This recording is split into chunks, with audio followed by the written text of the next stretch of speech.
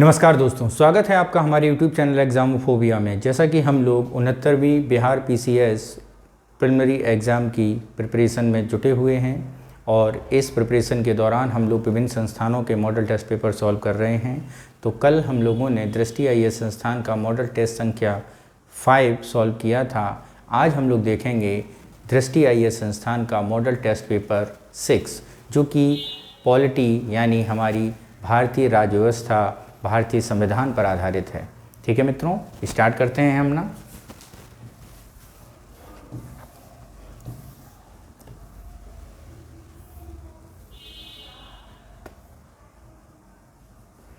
पहला क्वेश्चन क्या है? निम्नलिखित में से किस चार्टर में सिविल सेवाओं को भारतीयों के लिए खोल दिया गया था?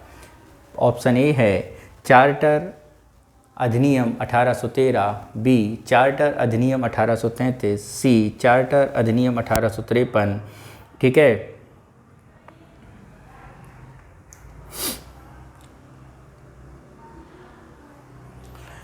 और उपरोक्त में से एक से अधिक सही हैं या उपरोक्त में से कोई नहीं। तो मित्रों, चार्टर अधिनियम जिसमें सिविल सेवाओं को भारतीयों के लिए खोला गया था वो चार्टर अधिनियम था 1853। और ये अधिनियम मित्रों चार्टर श्रृंखला का अंतिम अधिनियम था, जिसमें दो प्रावधान किए गए थे। एक प्रावधान किया गया था जो यहाँ पर लिखा है, भारतीयों को ICS में खुली प्रतियोगिता में पार्टिसिपेट करना।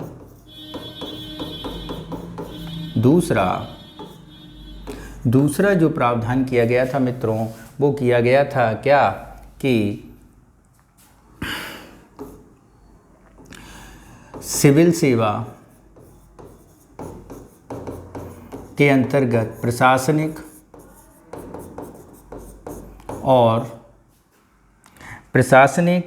और विधायी कार्यों को अलग अलग किया गया था। ठीक है, तो ये रहा हमारा कौन सा प्रोविज़न, भारत चार्टर अधिनियम 1853। नेक्स्ट चलते हैं क्वेश्चन नंबर 2 पर। न्यायिक समीक्षा का सिद्धांत प्रावधान स्थापित है। ऑप्शन ए क्या है? ऑप्शन ए में देखते हैं। ऑप्शन ए कह रहा है अनुच्छेद 13 के अंतर्गत न्यायिक समीक्षा का सिद्धांत है, अनुच्छेद 32 के अंतर्गत है, अनुच्छेद 226 के अंतर्गत है, या उपयुक्त में से कोई नहीं। तो यहाँ पर यदि हम बात करें भारतीय संविधान के मूल अधिकारों, किसमें? मूल अधिकारों। कहाँ पर हैं मूल अधिकार मित्रों? मूल अधिकार हैं आपके पार्ट, किस पार्ट में हैं? आपके भाग 3 में है। किस में है मित्रों? भाग 3 में। तो उस भाग 3 के अनुच्छेद संख्या 13 में ऐसे किसी भी कानून, नियम या विधान को संविधान के अंतर्गत न्यायिक यानी भारतीय न्यायालय शून्य घोषित कर सकती है, जिसके कारण भारतीयों के मूल अधिकारों का किसी प्रकार का ह्रास या क्षय या कम होते हैं। तो ये किसके अंतर्गत आएगा न्यायिक समीक्षा? तो न्यायिक समीक्षा का प्रावधान अनुच्छेद 13 के अंतर्गत आएगा। ठीक है, किसके अंतर्गत आएगा मित्रों? अनुच्छेद 13 के अंतर्गत आएगा। ठीक है, अगर हम यहाँ पे 32 और 226 की बात करें तो ये रिट जारी करने की हैं, ये सुप्रीम कोर्ट का अधिकार है और ये आपका हाई कोर्ट का अधिकार है। ठीक है, रिट जारी करती है, इसके अंतर्गत कोई भी गैर संवैधानिक कार्य होता है उनके खिलाफ। नेक्स्ट चलते हैं क्वेश्चन नंबर 3 पर। क्या कह रहा है 3? निम्नलिखित में से किस देश में सरकार का एकात्मक स्वरूप है? ए स्वीडन, बी ऑस्ट्रेलिया, सी स्विट्जरलैंड, या डी उपरोक्त में से एक से अधिक, या ई उपरोक्त में से कोई नहीं। तो यहाँ पर यदि हम बात करें तो किस देश की सरकार का एकात्मक स्वरूप है, तो वो सरकार है मित्रों कौन सी? स्वीडन। कौन सी है सरकार मित्रों? वो सरकार है आपकी कौन सी? स्वीडन है। नेक्स्ट चलते हैं क्वेश्चन नंबर 4 पर। देखते हैं क्या है 4। संविधान में संशोधन की प्रक्रिया का उल्लेख किया गया है। अनुच्छेद 352, अनुच्छेद 365, अनुच्छेद 368। ठीक है, तो आपको बताना है कि निम्नलिखित में से किसके अंतर्गत संविधान संशोधन की प्रक्रिया की गई है। तो मित्रों, संविधान संशोधन जो है वो आर्टिकल 368 के अंतर्गत किया गया है। किसके अंतर्गत किया गया है? 368 के अंतर्गत। ठीक है। और ये किसके अंतर्गत आता है मित्रों? अगर हम यहाँ पे पार्ट की बात करें तो ये पार्ट आपका कौन सा है? ये पार्ट आपका 20 है, पहली बात। दूसरी बात, कोई भी संविधान संशोधन अगर होगा, कोई भी संविधान संशोधन होगा तो वो किस बहुमत से होगा? विशेष बहुमत से। किस बहुमत से? विशेष बहुमत से। विशेष बहुमत यानी उपस्थित सदस्यों की संख्या का 2/3 समर्थन में होना चाहिए, तब आपका संविधान संशोधन किया जाएगा। ओके मित्रों, नेक्स्ट चलते हैं। आपका अगला क्वेश्चन क्या है? क्वेश्चन नंबर 5 की ओर। क्या कह रहा है 5? जरा उसे समझते हैं। यदि कोई पंचायत विघटित हो जाती है तो चुनाव आयोजित किए जाते हैं 1 माह में, 3 माह में, 6 माह में, उपयुक्त में से एक से अधिक या उपयुक्त में से कोई नहीं। ठीक है मित्रों, तो यदि हम यहाँ पे बात करें, यदि किसी पंचायत विघटित हो जाती है तो चुनाव किए जाते हैं। जैसा कि हम लोग जानते हैं भारतीय संविधान के 73वें संविधान संशोधन से, कौन सा संविधान संशोधन? 73वां संविधान संशोधन से पंचायत के गठन के बारे में बात की गई थी। और इसी पंचायत के गठन के अंतर्गत आर्टिकल 243E, कौन सा मित्रों? आर्टिकल 243E में कहा गया है यदि कोई पंचायत विघटित हो जाती है तो पंचायत में 6 माह के भीतर चुनाव करा देने चाहिए। ओके मित्रों, नेक्स्ट चलते हैं क्वेश्चन नंबर 6 के पास और देखते हैं 6 क्या कह रहा है हम लोगों से। 6 देखते हैं क्या कह रहा है मित्रों। संविधान में कौन सा अनुच्छेद अंतर्राज्यीय परिषद की स्थापना की बात करता है? आर्टिकल 131, आर्टिकल 263, आर्टिकल 324, उपयुक्त में से एक से अधिक या उपयुक्त में से कोई नहीं। ठीक है, तो यहाँ पर जरा देखते हैं कौन सा आर्टिकल किया कहा गया है। तो संविधान में कौन सा अनुच्छेद अंतर्राज्यीय परिषद की स्थापना की बात करता है? अनुच्छेद 131, अनुच्छेद 263, अनुच्छेद 324 और अनुच्छेद उपयुक्त में से एक से अधिक या उपयुक्त में से कोई नहीं। तो यहाँ पर यदि हम बात करें तो यहाँ पर जो आपका अनुच्छेद अंतर्राज्यीय परिषद की स्थापना की बात की गई है तो वो की गई है अनुच्छेद 263 के अंतर्गत। अंतर्राज्यीय परिषद की स्थापना की बात अनुच्छेद 263 के अंतर्गत की गई है। ठीक है, इसमें क्या किया गया है? इसमें ये कहा गया है कि यदि आवश्यकता है तो राष्ट्रपति ऐसी संस्था का गठन कर सकता है। ठीक है, अंतर्राज्यीय परिषद का। ठीक, और 1988 में सरकारिया आयोग के सुझाव पर परिषद को एक स्थायी निकाय के रूप में अस्तित्व में रहना चाहिए और 90 में राष्ट्रपति के आदेश के माध्यम से ये अस्तित्व में पहली बार आई थी। ओके मित्रों, ठीक है। इस अगर परिषद के अध्यक्ष की बात करें तो मित्रों इस परिषद का जो अध्यक्ष होगा, अंतर्राज्यीय परिषद का क्या अध्यक्ष की अगर हम बात करें तो इसका अध्यक्ष पीएम होता है। कौन होता है मित्रों? प्रधानमंत्री अंतर्राज्यीय परिषद का अध्यक्ष होता है। ठीक है, और सभी राज्यों के एवं विधानसभाओं वाले केंद्र शासित प्रदेशों के मुख्यमंत्री और केंद्र शासित प्रदेशों के प्रशासक इसके सदस्य होते हैं। ओके, नेक्स्ट चलते हैं क्वेश्चन नंबर 7 पर। क्या कह रहा है 7?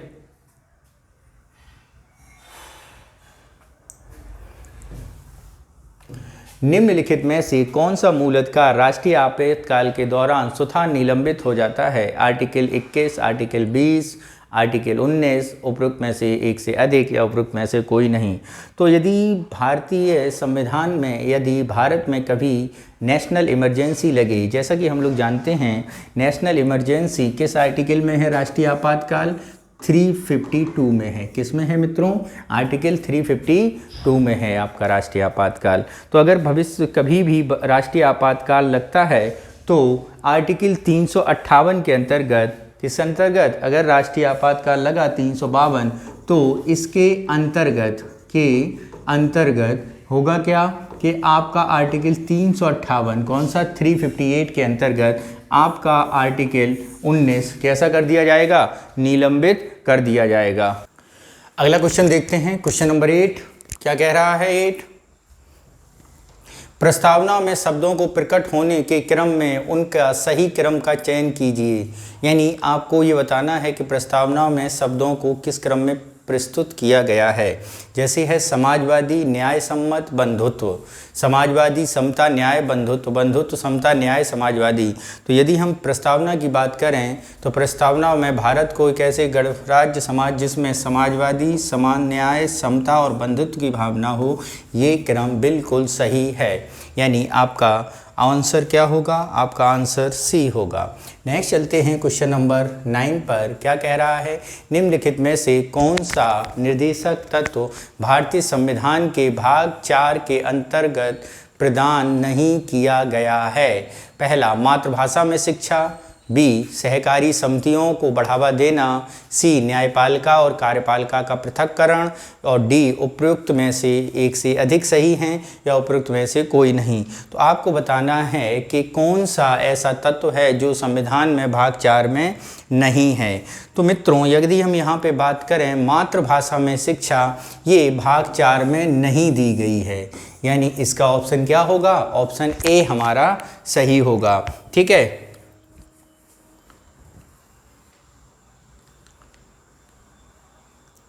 ठीक।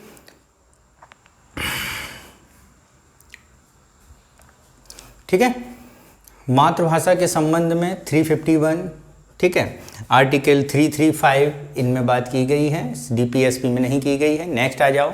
विधि का शासन की अवधारणा का प्रतिपादन किसने किया? यानी rule of law. A B Dicey द्वारा, जॉन लॉक द्वारा, ग्यूसेप माजिनी द्वारा, उपयुक्त में से एक से अधिक। तो ये जो विधि का शासन की अवधारणा है वो ए बी डाइसी द्वारा दी गई है। किसके द्वारा दी गई है मित्रों? ए बी डाइसी द्वारा दी गई है। ठीक है, इन्हीं के द्वारा ये बताया गया था कि विधि के समक्ष समता का विचार विधि का शासन का मूल तत्व है। ठीक है, नेक्स्ट चलते हैं क्वेश्चन नंबर 11 पर और देखते हैं 11 क्या कह रहा है हम लोगों से। मूल अधिकारों के विषय में निम्नलिखित में से कौन सा सत्य है? ए, केवल नागरिकों को ही प्राप्त है। बी, ये प्रकृति में निरपेक्ष है। सी, ये न्यायोचित है। डी, उपयुक्त में से एक से अधिक। या ई, उपयुक्त में से कोई नहीं।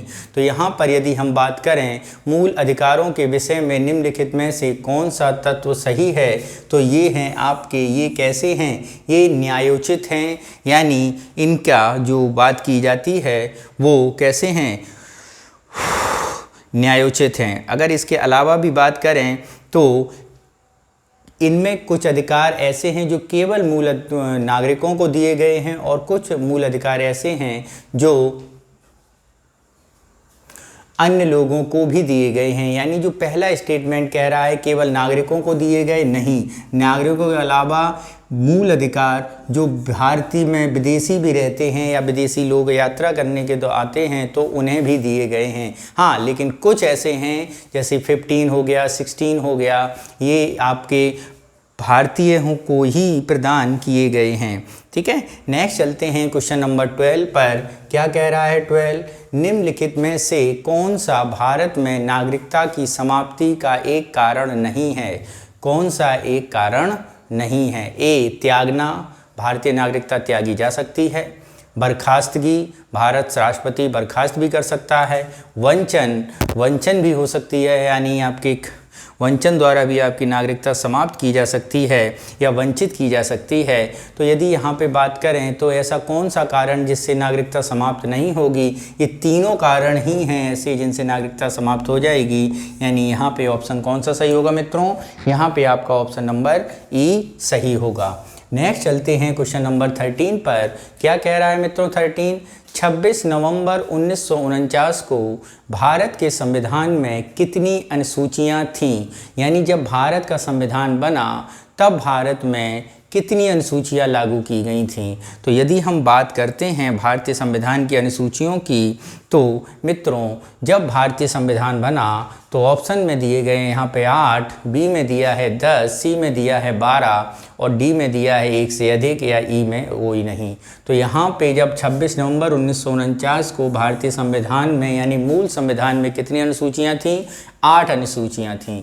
वर्तमान में यदि बात की जाए, वर्तमान में अनुसूचियों की बात की जाए तो कितनी हैं? 12 अनुसूचियां हैं। वर्तमान में मित्रों कितनी हैं? 12 यानी 12 अनुसूचियां हैं। ठीक है, नेक्स्ट चलते हैं क्वेश्चन नंबर 14 पर। क्या कह रहा है 14, जरा उसे समझते हैं।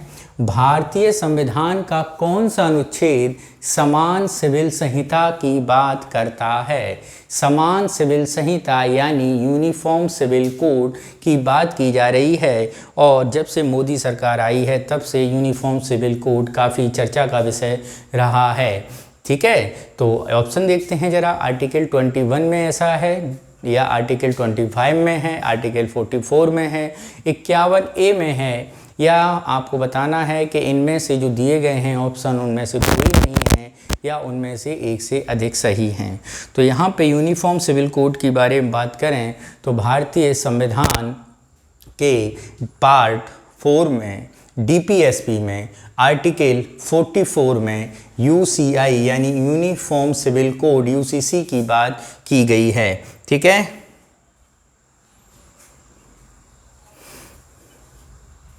नेक्स्ट चलते हैं क्वेश्चन नंबर 15 पर। क्या कह रहा है? निम्नलिखित में से किस में घटक सही सुमेलित नहीं हैं? निम्नलिखित में से किस में घटक सही सुमेलित नहीं हैं? ऑप्शन ए है आपका संघ सूची में 97 विषय हैं। ऑप्शन बी है राज्य सूची में 66 विषय हैं। सी है समवर्ती सूची में 57 विषय हैं। और डी उपरोक्त में से एक से अधिक सही सुमेलित नहीं हैं, या उपरोक्त में से कोई नहीं। तो यहाँ पर यदि हम बात करें कौन सा घटक सही सुमेलित नहीं है, तो मित्रों यदि हम यहाँ पे बात की जाए करें संघ सूची, राज्य सूची और समवर्ती सूची में बात की जाती है, तो संघ सूची में 97 विषय थे, पर 66 विषय राज्य सूची में हैं। समवर्ती सूची में 51 विषय नहीं हैं। समवर्ती सूची की अगर हम बात करें तो मित्रों समवर्ती सूची में जो विषयों की संख्या है वो अब कम हो गई है, और ये विषय रह गए हैं अब आपके 47। कितने हैं? 47 विषय हैं। ठीक है, तो अगर आप समझ गए होंगे तो आंसर कौन सा होगा? सी हमारा सही उत्तर होगा। नेक्स्ट चलते हैं क्वेश्चन नंबर 16 पर। राष्ट्रपति शासन के तहत राज्य का बजट कौन पारित करता है? ए राष्ट्रपति, बी राज्यपाल, सी संसद, या डी एक से अधिक सही हैं, या ई इनमें से कोई नहीं। राष्ट्रपति शासन जो लगता है वो भारतीय संविधान की एक ऐसी विशेषता है जो हमने किससे ली है? राष्ट्रपति शासन की ये विशेषता हमने कनाडा से ली है। किससे ली है मित्रों?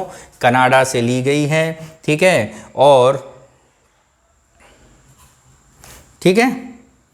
और इस मॉडल में क्या होता है, जब राष्ट्रपति शासन लगता है तो भारत का राष्ट्रपति शासन के समय जो बजट पास करने की बात आती है, किसकी बजट पास करने की बात आती है, तो वो बजट कहाँ से पास होता है? वो बजट भारतीय संसद से पास होता है। कहाँ से पास होता है? भारतीय संसद से पास होता है। ठीक है मित्रों, नेक्स्ट चलते हैं। अगर हम बात करते हैं यहाँ पे, अगर आप ऑप्शन में दें कि यहाँ पे राष्ट्रपति शासन किस आर्टिकल के अंतर्गत लगता है? 356 के अंतर्गत, और राष्ट्रपति शासन आपका लगता है 365 के अंतर्गत। 356 के अंतर्गत यदि राज्य विधायिका कोई स्पष्ट बहुमत न मिले और सरकार बनाने में असमर्थ हो तो राष्ट्रपति शासन राज्यपाल लगाता है, और यदि कोई केंद्र के कानून को राज्य में लागू न कर पाए तो 365 के अंतर्गत केंद्र सरकार राष्ट्रपति शासन लगवा सकती है। ठीक है, नेक्स्ट चलते हैं क्वेश्चन नंबर 17 पर, और देखते हैं 17 क्या कह रहा है हम लोगों से। 17 क्या है, जरा इसे समझिए। भारत संघीय शासन प्रणाली के विषय में निम्नलिखित में से कौन सा कथन सत्य है? राष्ट्रीय और क्षेत्रीय सरकारों के बीच शक्तियों का विभाजन होता है। संविधान में स्पष्ट उल्लेख है कि भारत एक संघ है। भारतीय संघ प्रणाली अमेरिका से प्रेरित है। उपरोक्त में से कौन एक से सही है, कौन सा सही नहीं है? तो यदि हम बात करें भारतीय संघीय प्रणाली के बारे में तो पहली बात तो ये समझ जाओ कि भारत में स्पष्ट रूप से किसी भारत एक संघ होगा ये नहीं लिखा है, भारत एक राज्यों का संघ होगा ये बात की गई है। राष्ट्रीय और क्षेत्रीय सरकार के बीच शक्तियों का विभाजन है, ये बात बिल्कुल सही है। ठीक है, भारतीय संघ प्रणाली अमेरिका से प्रेरित है, नहीं, भारतीय संघ प्रणाली अमेरिका से नहीं, भारतीय संघ प्रणाली कनाडा से प्रेरित है। किससे प्रेरित? कनाडा से प्रेरित है। तो यहाँ पे आंसर क्या होगा मित्रों? आंसर ए होगा। नेक्स्ट चलते हैं क्वेश्चन नंबर 18 पर, और क्या कह रहा है? निम्नलिखित में से कौन संविधान की मूल संरचना का हिस्सा है?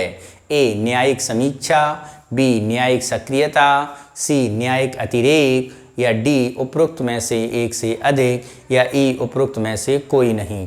तो यहाँ पर यदि हम बात करते हैं कौन सी बात भारत में संविधान की मूल संरचना का हिस्सा है, तो ए न्यायिक समीक्षा, न्यायिक सक्रियता, न्यायिक अतिरेक। तो भारतीय संविधान के मूल संरचना का हिस्सा है न्यायिक समीक्षा यानी जुडिशियल रिव्यू, और ये किसके अंतर्गत है? ये आर्टिकल 13 के अंतर्गत है, ये भी ध्यान रखना, न्यायिक समीक्षा। ठीक है, न्यायिक किसी भी कानून की समीक्षा कोर्ट कर सकता है। जो भी फंडामेंटल राइट अगर राज्य लोप कर रहा है तो आर्टिकल 13 के अंतर्गत आपका कानून, आपका सुप्रीम कोर्ट उस कानून को इनवैलिड, ज़ीरो घोषित भी कर सकता है। ठीक है मित्रों, तो कौन सा सही हो गया? ए सही हो गया।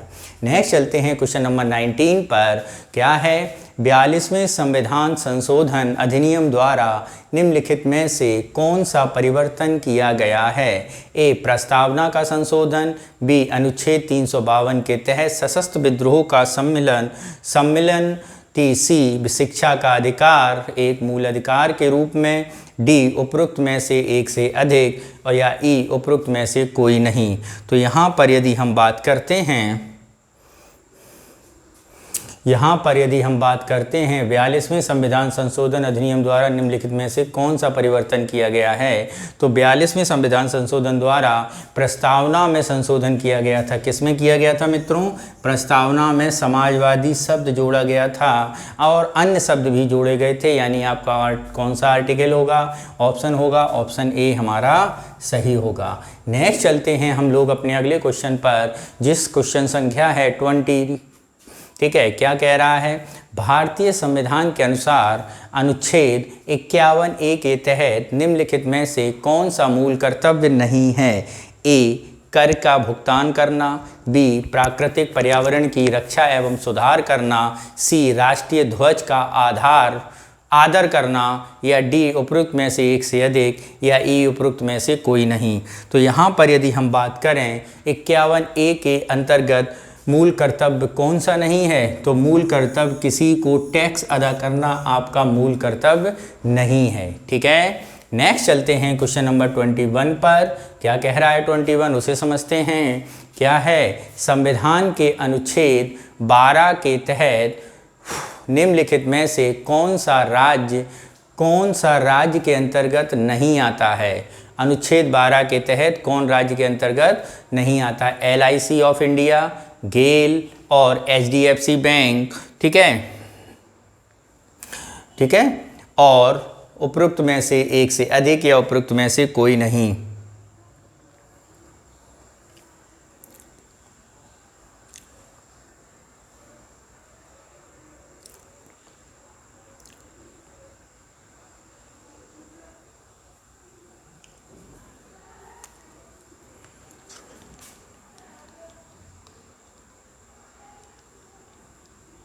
ठीक है, ये काफ़ी बढ़िया क्वेश्चन है मित्रों, काफ़ी अच्छा क्वेश्चन है, क्योंकि आर्टिकल 12 में राज्य की परिभाषा दी गई है। अगर हम संविधान की बात करें तो राज्य जो है वो क्या होगा?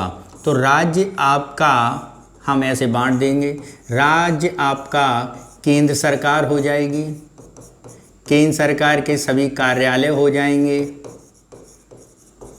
ठीक है, सभी सरकारी कर्मचारी हो जाएंगे।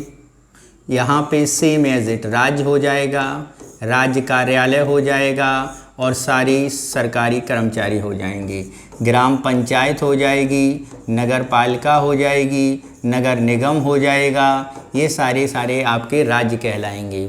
ठीक है। दूसरी बात, जो आपका सुप्रीम कोर्ट है उसने राज्य की परिभाषा और भी आगे निर्देशित की है और कहा है सारे के सारे निजी संस्थाएं भी आपकी क्या हो जाएंगी, राज्य सरकार हो जाएगी। जैसे निजी संस्थाएं आपकी ICICI, आपका HDFC, आपका यस बैंक, ये सारी की सारी भी आपकी क्या हैं राज्य होंगी।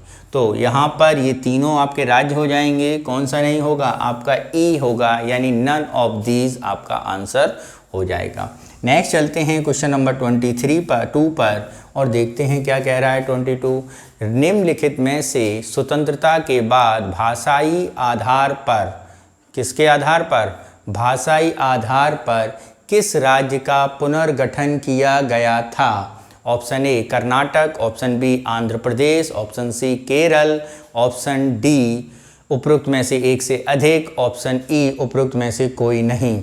तो यहाँ पर यदि हम बात करें ऐसा कौन सा है जिसको भाषा के आधार पर राज्य का पुनर्गठन किया गया था, तो वो राज्य है आपका 1953 में बना हुआ आंध्र प्रदेश। कौन सा राज्य है आपका भाषा के आधार पर बना, पहला आंध्र प्रदेश है, ठीक है। नेक्स्ट चलते हैं क्वेश्चन नंबर 23 पर। क्या कह रहा है 23, इसे समझते हैं। संविधान का मसौदा तैयार करने के लिए संविधान सभा को कितने सत्र लगे, संविधान सभा को कितने सत्र लगे ये बताना है, ठीक है। यदि हम यहाँ पे बात करें, ऑप्शन देखें तो ऑप्शन ए है 13, ऑप्शन बी है 12, ऑप्शन सी है 11, ऑप्शन डी है उपरोक्त में से एक से अधिक, या ई उपरोक्त में से कोई नहीं। तो संविधान का मसौदा तैयार करने में संविधान सभा को मित्रों कितना समय लगा है, इसमें सत्र लगे हैं कितने, 11 सत्र लगे हैं। कितने सत्र लगे हैं, 11 सत्र लगे हैं, ठीक है। अगर हम यहाँ पे बात करें, पहला सत्र 9 दिसंबर 1946 से लेकर 23 दिसंबर 1946 तक चला था, ठीक है। 11वां सत्र आपका 14 नवंबर 1949 से लेकर 26 नवंबर 1949 तक चला था, ठीक है। तो ये आपका पहला सत्र हो गया और 11वां अंतिम सत्र हो गया। नेक्स्ट चलते हैं क्वेश्चन नंबर 24। भारत ने शासन प्रणाली के स्वरूप को अंगीकृत किया है। संसदीय, राष्ट्रपति, पूर्णतः राजशाही, उपरोक्त में से एक से अधिक, या उपरोक्त में से कोई नहीं। तो भारत में जो प्रणाली यूज़ की जाती है वो कौन सी प्रणाली है, संसदीय प्रणाली। नेक्स्ट चलते हैं क्वेश्चन नंबर 25। निम्नलिखित में से किस विषय का उल्लेख राज्य सूची में नहीं है। ऑप्शन ए जनगणना का, ऑप्शन बी मत्स्यन का, ऑप्शन सी पथकर का, या डी उपरोक्त में से एक से अधिक, या ई उपरोक्त में से कोई नहीं। तो राज्य सूची के विषय के बारे में अगर हम बात करें तो मित्रों जनगणना जो है वो केंद्र सूची का विषय है। किसका विषय है, केंद्र सूची का विषय, ठीक है, यानी ऑप्शन ए होगा। अगर जनगणना कराने का दायित्व भी अगर हम बात करें, कराने का दायित्व किस डिपार्टमेंट को है, तो वो आपका केंद्र सरकार के गृह मंत्रालय का है। किसका है, गृह मंत्रालय का, ठीक है मित्रों, समझ में आया, किसका हो जाएगा, गृह मंत्रालय का। नेक्स्ट चलते हैं क्वेश्चन नंबर 26। क्या कह रहा है, राष्ट्रीय मानवाधिकार आयोग है संवैधानिक आयोग, सांविधिक आयोग, संवैधानिक आयोग, गैर संवैधानिक आयोग, निकाय और आपका उपरोक्त में से एक से अधिक, या उपरोक्त में से कोई नहीं। तो यहाँ पे बताना है कि आपका जो बनाया गया है क्या आर्टिकल 26 राष्ट्रीय मानवाधिकार आयोग, तो वो है क्या राष्ट्रीय मानवाधिकार आयोग। तो मित्रों राष्ट्रीय मानवाधिकार आयोग आपका सांविधिक निकाय है। कैसा निकाय है, सांविधिक निकाय है, सांविधिक निकाय है, ठीक है। और इसकी स्थापना कब की गई थी, इसकी स्थापना की गई थी 1993 में। संवैधानिक निकाय नहीं है ये, एक सांविधिक निकाय है, यानी संविधान में एक कि किसी पार्ट में या किसी अनुसूची में इसको नहीं रखा गया है, बल्कि संसदीय व्यवस्था के अंतर्गत एक प्रोविज़न पास करके एक कॉन्स्टिट्यूशनल बॉडी के, एक कॉन्स्टिट्यूशनल इंस्टीट्यूशन के रूप में इसे बनाने की कोशिश की गई है। तो ये कैसा है, आपका सांविधिक निकाय है। नेक्स्ट चलते हैं क्वेश्चन नंबर 27 पर और देखते हैं 27 कहाँ पर है और आगे बढ़ते हैं। ओके मित्रों, जरा देखते हैं 27, किस संवैधानिक संशोधन अधिनियम ने सहकारी समितियों को संवैधानिक दर्जा दिया है? ए 94वां, बी 95वां, सी 96वां या डी उपरोक्त में से एक से अधिक या उपरोक्त में से कोई नहीं। तो यहाँ पर यदि हम बात करें किस संवैधानिक संशोधन ने, तो वो संवैधानिक संशोधन जो था वो मित्रों था 97वां। कौन सा संशोधन था मित्रों? 1997वां संशोधन था। और ये संशोधन हुआ कब था? ये संशोधन हुआ था 2011 में। कब हुआ था? 2011 में। यानी ऑप्शन कौन सा सही होगा? ऑप्शन ई हमारा सही होगा। ठीक है मित्रों, ध्यान रखना सहकारी समितियों को संवैधानिक दर्जा कब दिया गया है। अगला क्वेश्चन देखते हैं, क्वेश्चन नंबर 28 क्या कह रहा है? 28 समझते हैं। निम्नलिखित में से किसे अखिल भारतीय सेवाओं का जनक माना जाता है? ए लाल बहादुर शास्त्री, बी सरदार वल्लभ भाई पटेल, सी राजेंद्र प्रसाद या डी उपरोक्त में से एक से अधिक या ई उपरोक्त में से कोई नहीं। तो मित्रों अखिल भारतीय सेवाओं के जनक के रूप में यदि हम बात करें तो वो है हमारे सरदार वल्लभ भाई पटेल। अखिल भारतीय सेवाओं के जनक के रूप में किसकी बात की जाती है? सरदार वल्लभ भाई पटेल ने ही अखिल भारतीय जनक के रूप में जाना जाता है, क्योंकि उन्होंने ही विचार विमर्श करके, परामर्श करके, भारतीय रियासतों का विलय करके एक ऐसी आधारशिला और एक ऐसी विभाग, एक ऐसी पद के बारे में कहा जिससे भारत एक बना रहे, तो उनको ही भारतीय सेवाओं के जनक के रूप में जाना जाता है। नेक्स्ट चलते हैं क्वेश्चन नंबर 29। पुंछी आयोग संबंधित है। कौन सा आयोग मित्रों? पुंछी आयोग संबंधित है। ए केंद्र राज्य संबंध, बी पंचायती राज संस्थाएं, सी चुनाव सुधार या डी उपरोक्त में से एक से अधिक। तो यहाँ पे यदि हम बात करें को कौन सा ऑप्शन सही होगा पुंछी आयोग से रिलेटेड, तो मित्रों पुंछी आयोग से रिलेटेड जो होगा वो बनाया गया था केंद्र राज्य संबंध से संबंधित। किससे संबंधित? केंद्र राज्य संबंध से संबंधित। और ये आयोग बना था 2007 में। कब बना था? 2007 में। और इस आयोग का अध्यक्ष कौन था? इस आयोग का अगर हम प्रेसिडेंट की बात करें तो ये थे मदन मोहन पुंछी। कौन था? मदन मोहन पुंछी भारतीय मुख्य न्यायाधीश थे। ठीक है, और केंद्र राज्य संबंधों से रिलेटेड ये आयोग बनाया गया था। नेक्स्ट चलते हैं क्वेश्चन नंबर 30 पर। भारत के राष्ट्रपति के चुनाव के लिए निर्वाचक मंडल में, किसमें? निर्वाचक मंडल में शामिल होते हैं लोकसभा और राज्यसभा के सभी सदस्य, राज्य विधानसभाओं के सभी सदस्य, संसद के दोनों सदनों के सभी निर्वाचित सदस्य और राज्य विधानसभाओं के निर्वाचित सदस्य। डी उपरोक्त में से एक से अधिक या उपरोक्त में से कोई नहीं। तो यहाँ पर यदि हम बात करें भारत के राष्ट्रपति के चुनाव के निर्वाचक मंडल में संसद के दोनों सदनों के सभी सदस्य होते हैं, यानी ऑप्शन सी हमारा सही होगा। नेक्स्ट चलते हैं क्वेश्चन नंबर 31। क्या कह रहा है 31? निम्नलिखित में से कौन सी भारतीय संसदीय प्रणाली की विशेषता नहीं है? राष्ट्रपति नाम मात्र का कार्यकारी होता है, बी मंत्री लोकसभा के प्रति उत्तरदायी होता है, सी शैडो कैबिनेट, डी उपरोक्त में से एक से अधिक या ई उपरोक्त में से कोई नहीं। तो यहाँ पर यदि हम बात करें कौन सा ऑप्शन सही होगा? भारतीय संसदीय प्रणाली की विशेषता कौन सी नहीं है? भारतीय संसदीय प्रणाली की विशेषता शैडो कैबिनेट नहीं है। कौन सी कैबिनेट? शैडो कैबिनेट नहीं है। ठीक है, यानी नामित और वास्तविक कार्यपालिका राष्ट्रपति द्वारा है, जबकि प्रधानमंत्री वास्तविक कार्यपालिका का होता है। शैडो कैबिनेट कहाँ पे है? शैडो कैबिनेट मित्रों ब्रिटेन कैबिनेट प्रणाली की एक अनूठी संस्था है। इसका गठन विपक्षी दल द्वारा सत्तारूढ़ मंत्रिमंडल को संतुलित करने के लिए अपने सदस्यों को भविष्य के मंत्री पद के लिए तैयार करने हेतु किया जाता है। ठीक है, ये है आपका शैडो कैबिनेट। नेक्स्ट चलते हैं क्वेश्चन नंबर 32 पर। और क्या कह रहा है 32 उसे समझते हैं। क्या है?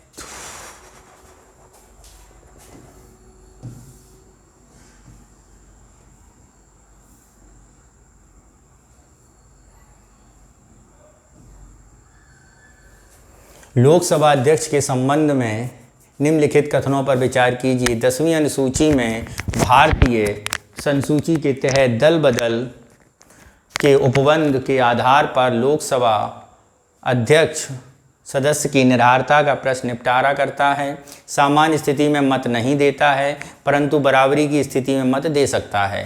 यह संसद के दोनों सदनों की संयुक्त बैठक की अध्यक्षता करता है। तो आपको बताना है उपरोक्त में से कौन से कथन सही नहीं हैं। क्या बताना है, कौन से सदस्य सही कथन सत्य नहीं है। तो यदि हम यहाँ पे बात करें लोकसभा अध्यक्ष के बारे में, तो पहला कथन हमारा बिल्कुल सही है, दूसरा भी सही है, तीसरा भी सही है। यानी यहाँ पर कोई ऐसा कथन है ही नहीं जो गलत हो।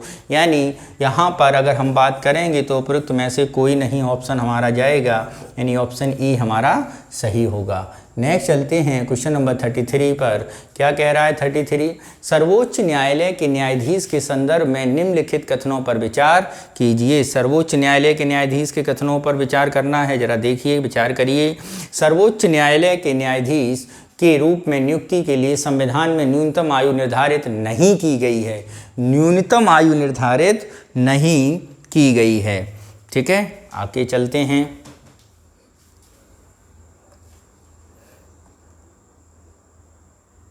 नेक्स्ट है संविधान में सर्वोच्च न्यायालय के न्यायाधीश को का कार्यालय तय नहीं किया गया है।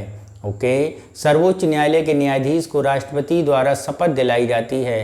तो आपको ये बताना है इनमें से कौन सा कथन सही नहीं है। तो यहाँ पर मित्रों अगर हम बात करें तो भारतीय सर्वोच्च न्यायालय का जो न्यायाधीश होता है उसकी न्यूनतम आयु के बारे में वास्तव में कोई तय सीमा नहीं थी बताई गई है। 21, 25, 35 कितना होना चाहिए, क्योंकि इसके लिए सीधी बात की गई है कि वो कम से कम 5 वर्षों के लिए या 5 वर्षों से अधिक उच्च न्यायालय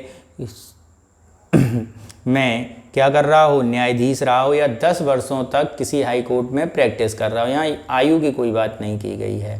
बाकी दोनों कथन तो ऑलरेडी सही हैं, यानी यहाँ भी आपके लिए कोई भी ऐसा कथन नहीं है जो गलत है। दोनों कथन सही हैं, यानी आंसर क्या होगा, आंसर नन ऑफ दीज होगा, ई आंसर होगा। नेक्स्ट चलते हैं क्वेश्चन नंबर 34। सूची 1 और सूची 2 को मिलाना है। केंद्रीय सूचना आयोग किसके अंतर्गत काम करता है? केंद्रीय सूचना आयोग कार्मिक मंत्रालय के अंतर्गत कार्य करता है। अंतर्राज्यीय परिषद के बारे में बात करें तो अंतर्राज्यीय परिषद गृह मंत्रालय के अधीन कार्य करती है। ठीक है, नेक्स्ट देखते हैं हम लोग।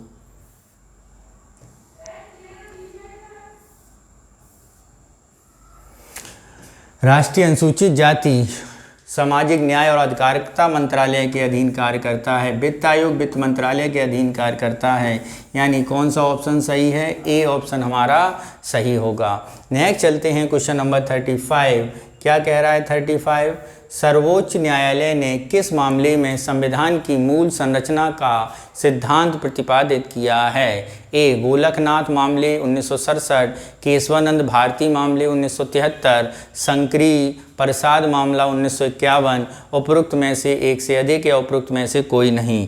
तो यहाँ पर यदि हम बात करें कौन सी बात सबसे सही होगी, तो सर्वोच्च न्यायालय ने संविधान के मूल यानी इंफ्रास्ट्रक्चर, फंडामेंटल इंफ्रास्ट्रक्चर की बात की गई थी, तो वो की गई थी केशवानंद भारती मामले 1973 में अंतर्गत। नेक्स्ट चलते हैं क्वेश्चन नंबर 36 पर। क्या कह रहा है 36? इसे समझते हैं। रिट के संदर्भ में निम्नलिखित कथनों में से कौन सा कथन सही नहीं है? ए बंदी प्रत्यक्षीकरण रिट सार्वजनिक प्राधिकारियों और निजी संस्थाओं निजी व्यक्तियों के विरुद्ध लाई जा सकती है। ठीक है। बी सर्वोच्च न्यायालय केवल मूल अधिकारों के प्रवर्तन के लिए रिट जारी कर सकता है, जबकि उच्च न्यायालय न केवल मूल अधिकारों के प्रवर्तन के लिए बल्कि कानूनी अधिकारों के प्रवर्तन हेतु भी जारी कर सकता है। रिट अधिकार परीक्षा एक व्यक्ति को गलत तरीके से ग्रहण किए गए पद से निष्कासित कर सकती है। और ई डी उपरोक्त में से एक से अधिक सही है नहीं, उपरोक्त में से कोई नहीं। तो यहाँ पे बताना है कि कौन सा ऑप्शन सही नहीं है। तो मित्रों ये सारे के ऑप्शन सारे क्या हैं, बिल्कुल सही हैं। यानी ऑप्शन कौन सा सही होगा, ई ऑप्शन हमारा नन ऑफ दीज यहाँ भी होगा। नेक्स्ट चलते हैं क्वेश्चन नंबर 37। क्या कह रहा है उसे समझते हैं। राज्यसभा की सदस्यता हेतु किसी व्यक्ति की निर्धारित न्यूनतम आयु कितनी है? 25, 30, 35। तो राज्यसभा की न्यूनतम आयु के बारे में अगर हम बात करें तो मित्रों राज्यसभा की न्यूनतम आयु जो है वो आपकी कितनी निर्धारित की गई है? वो निर्धारित की गई है 30 वर्ष। कितनी? 30 वर्ष। नेक्स्ट चलते हैं क्वेश्चन नंबर 38 पर। क्या कह रहा है 38? देखते हैं। भारतीय संविधान के अनुसार अनुच्छेद भारत के राष्ट्रपति को सर्वोच्च न्यायालय की राय लेने के लिए अधिकृत करता है। अनुच्छेद 142, अनुच्छेद 143, अनुच्छेद 123, उपरोक्त में से एक से अधिक, उपरोक्त में से कोई नहीं। तो यहाँ पर यदि हम बात करें कौन सी बात बिल्कुल सही होगी, तो यहाँ पर सर्वोच्च न्यायालय की राय लेने का अधिकार दिया गया है आर्टिकल 143। मानना या न मानना आर्टिकल 144 के अंतर्गत आता है। नेक्स्ट चलते हैं क्वेश्चन नंबर 39। राज्य लोक सेवा आयोग के अध्यक्ष और सदस्य वर्ष की अवधि के लिए वर्ष की आयु प्राप्त करने तक पद पर बने रहते हैं। राज्य लोक सेवा आयोग के अध्यक्ष के बारे में यदि हम बात करें तो वो 5 वर्ष के लिए और 6 वर्ष के लिए और 62 वर्ष तक की आयु के लिए बने रहते हैं योग्य। नेक्स्ट चलते हैं क्वेश्चन नंबर 40 पर। क्या कह रहा है उसे समझते हैं। किस संवैधानिक संशोधन अधिनियम के ने भारत में वस्तु एवं सेवा कर लागू किया? ए 44वें संविधान संशोधन अधिनियम, बी 101वें संविधान संशोधन अधिनियम, ठीक है, और 102वां संविधान संशोधन अधिनियम, एक से अधिक या एक से नहीं। तो जीएसटी लागू करने वाला जो संविधान संशोधन अधिनियम था वो था आपका 101वां संविधान संशोधन अधिनियम, और ये लागू हुई थी 1 जुलाई 2017 को। ठीक है, 1 जुलाई 2017 को लागू हो गई थी। ठीक है, नेक्स्ट चलते हैं।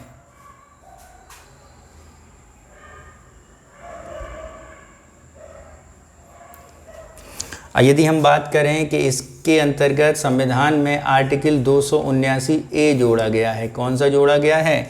आर्टिकल 279A करके जोड़ा गया है। नेक्स्ट चलते हैं क्वेश्चन नंबर 41। क्या कह रहा है 41? इसे समझते हैं। क्या है 41? सूची 1 और सूची 2 को सुमेलित कीजिए। सूची 1 और सूची 2। क्या कह रहा है सूची 1 और सूची 2? अनुच्छेद 165, अनुच्छेद 243(1), अनुच्छेद 340, अनुच्छेद 280। ठीक है, इसे ज़रा समझते हैं और बताते हैं कौन सी बात सही होगी।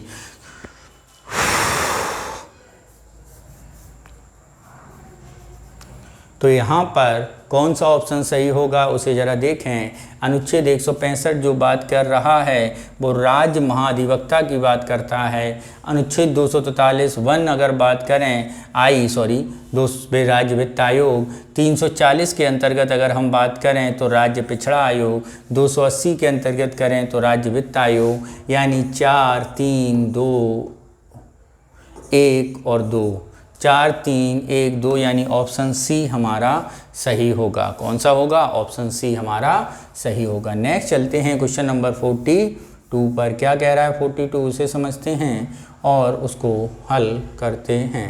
नंबर ए, निम्नलिखित में से कौन सा राष्ट्र प्राकृतिक न्याय का सिद्धांत का घटक नहीं है?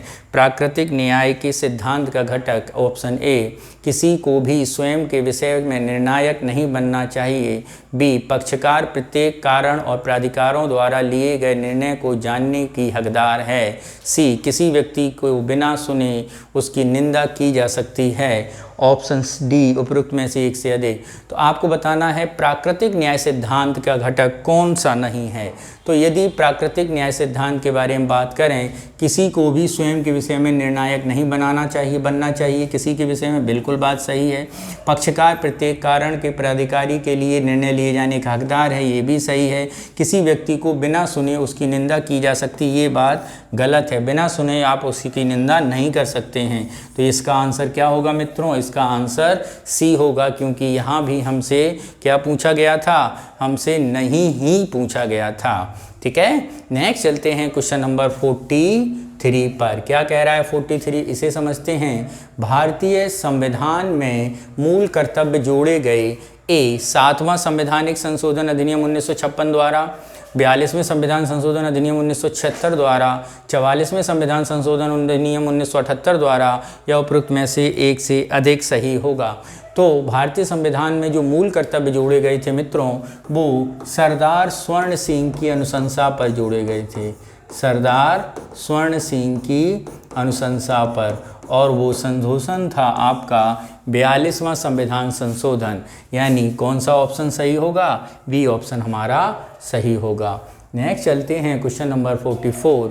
क्या कह रहा है? भारत के लिए संविधान सभा का विचार पहली बार प्रस्तुत किया गया था JL नेहरू यानी जवाहरलाल नेहरू द्वारा, मोतीलाल नेहरू द्वारा, एम.एन. राय द्वारा, या उपरोक्त में से एक से अधिक। तो भारतीय संविधान का सबसे पहले जो विचार प्रस्तुत किया गया था वो 1935 में इंडियन नेशनल कांग्रेस ने सबसे पहले सुना था। ठीक है, अगर हम पहली बार की बात करें तो सन 1934 में, कब? 1934 में M.N. राय द्वारा दिया गया था, और 1935 में कांग्रेस ने भी उसमें अपनी बात कही थी कि भारत को चलाने के लिए एक संविधान होना चाहिए। नेक्स्ट चलते हैं क्वेश्चन नंबर 45। भारत के संविधान का कौन सा भाग मूल अधिकारों का वर्णन करता है? भाग 1, भाग 3, भाग 4, भाग 4A या ई में से अधिक। तो मूल अधिकारों का वर्णन करने वाला जो पार्ट है आपका भारतीय संविधान का वो है पार्ट 3। और यदि हम आर्टिकल की बात करें तो आर्टिकल स्टार्ट हो जाते हैं आर्टिकल 12 से लेकर आर्टिकल 35 तक। कितने तक? 12 से लेकर 12 से लेकर कितने हो जाएंगे? 35 तक। 12 से 35। नेक्स्ट चलते हैं क्वेश्चन नंबर 46। किसी राज्य के राज्यपाल की नियुक्ति की जा सकती है राष्ट्रपति द्वारा, भारत के मुख्य न्यायाधीश द्वारा, उच्च न्यायालय के मुख्य न्यायाधीश द्वारा, उपरोक्त में से एक से अधिक, या उपरोक्त में से कोई नहीं। तो यहाँ पर यदि हम बात करें किसी राज्य के राज्यपाल की नियुक्ति की जा सकती है किसके द्वारा? भारत के राष्ट्रपति के द्वारा, यानी ऑप्शन ए हमारा बिल्कुल सही होगा। नेक्स्ट चलते हैं क्वेश्चन नंबर 47। क्या कह रहा है? किसी राज्य के विधान परिषद का सदस्य बनने के लिए निर्धारित न्यूनतम आयु सीमा क्या है? 21 वर्ष, 25 वर्ष, 30 वर्ष। तो राज्य विधान परिषद के सदस्य बनने की उम्र कितनी है? 30 वर्ष है। ठीक है, कितनी है मित्रों? 30 वर्ष है। नेक्स्ट चलते हैं क्वेश्चन नंबर 48 पर। क्या कह रहा है? भारत में संपत्ति के अधिकार की वर्तमान स्थिति क्या है? ये संवैधानिक अधिकार है, केवल भारतीय नागरिकों के लिए उपलब्ध मूल अधिकार है, नागरिकों और विदेशियों दोनों के लिए उपलब्ध मूल अधिकार है, या उपयुक्त में से कोई नहीं, या इसमें एक से अधिक। तो यदि हम बात करें भारत में संपत्ति के अधिकार की वर्तमान स्थिति क्या है, तो मूल रूप से संपत्ति का अधिकार भारतीय संविधान की पार्ट 3 में, ठीक है, अंतर्गत आता था। ठीक है, और ये अनुच्छेद 31 का भाग था। ठीक है, बाद में अनुच्छेद 19(1) का ए प्रत्येक नागरिक संपत्ति अर्जित करने का अधिकार है हस्तांतरण कर दिया गया। ठीक है, और संविधान के पार्ट 12 में संपत्ति के अधिकार शीर्षक पर 300A संविधान में समाविष्ट किया गया, और ये प्रावधानों किसी भी व्यक्ति के कानून का अधिकार के अलावा संपत्ति के अधिकार, कानून के अधिकार के अलावा उसकी संपत्ति से वंचित नहीं किया जाएगा। यानी वर्तमान स्थिति में ये कैसा है? संवैधानिक अधिकार है। कैसा है? संवैधानिक अधिकार होगा। ठीक है, अगर हम संवैधानिक अधिकार के संपत्ति के अधिकार के बारे में बात करें तो आर्टिकल 300A के अंतर्गत इसे जोड़ा गया है, और 300A के अंतर्गत व्यक्ति को कानूनी अधिकार के अलावा संपत्ति से वंचित नहीं किया जा सकता, ये बात की गई है। नेक्स्ट चलते हैं आर्टिकल 49 में। क्या कह रहा है आर्टिकल 49? उसे समझते हैं।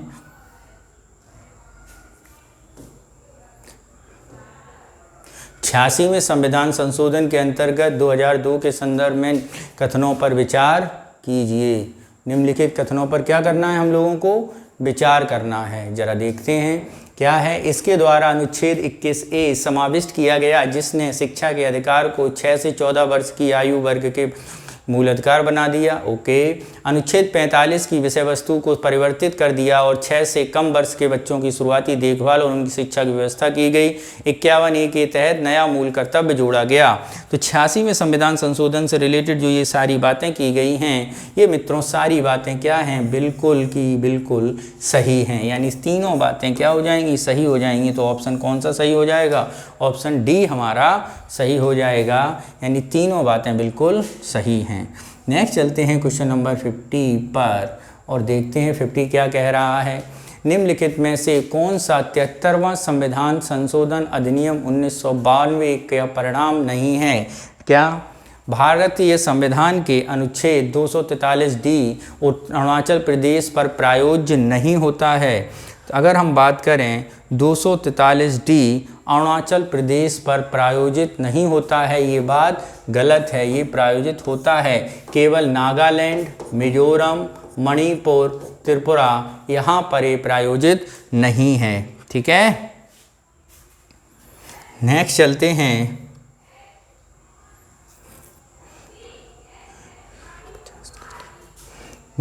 हैं एक 51 पर। क्या कह रहा है 51, उसे समझते हैं।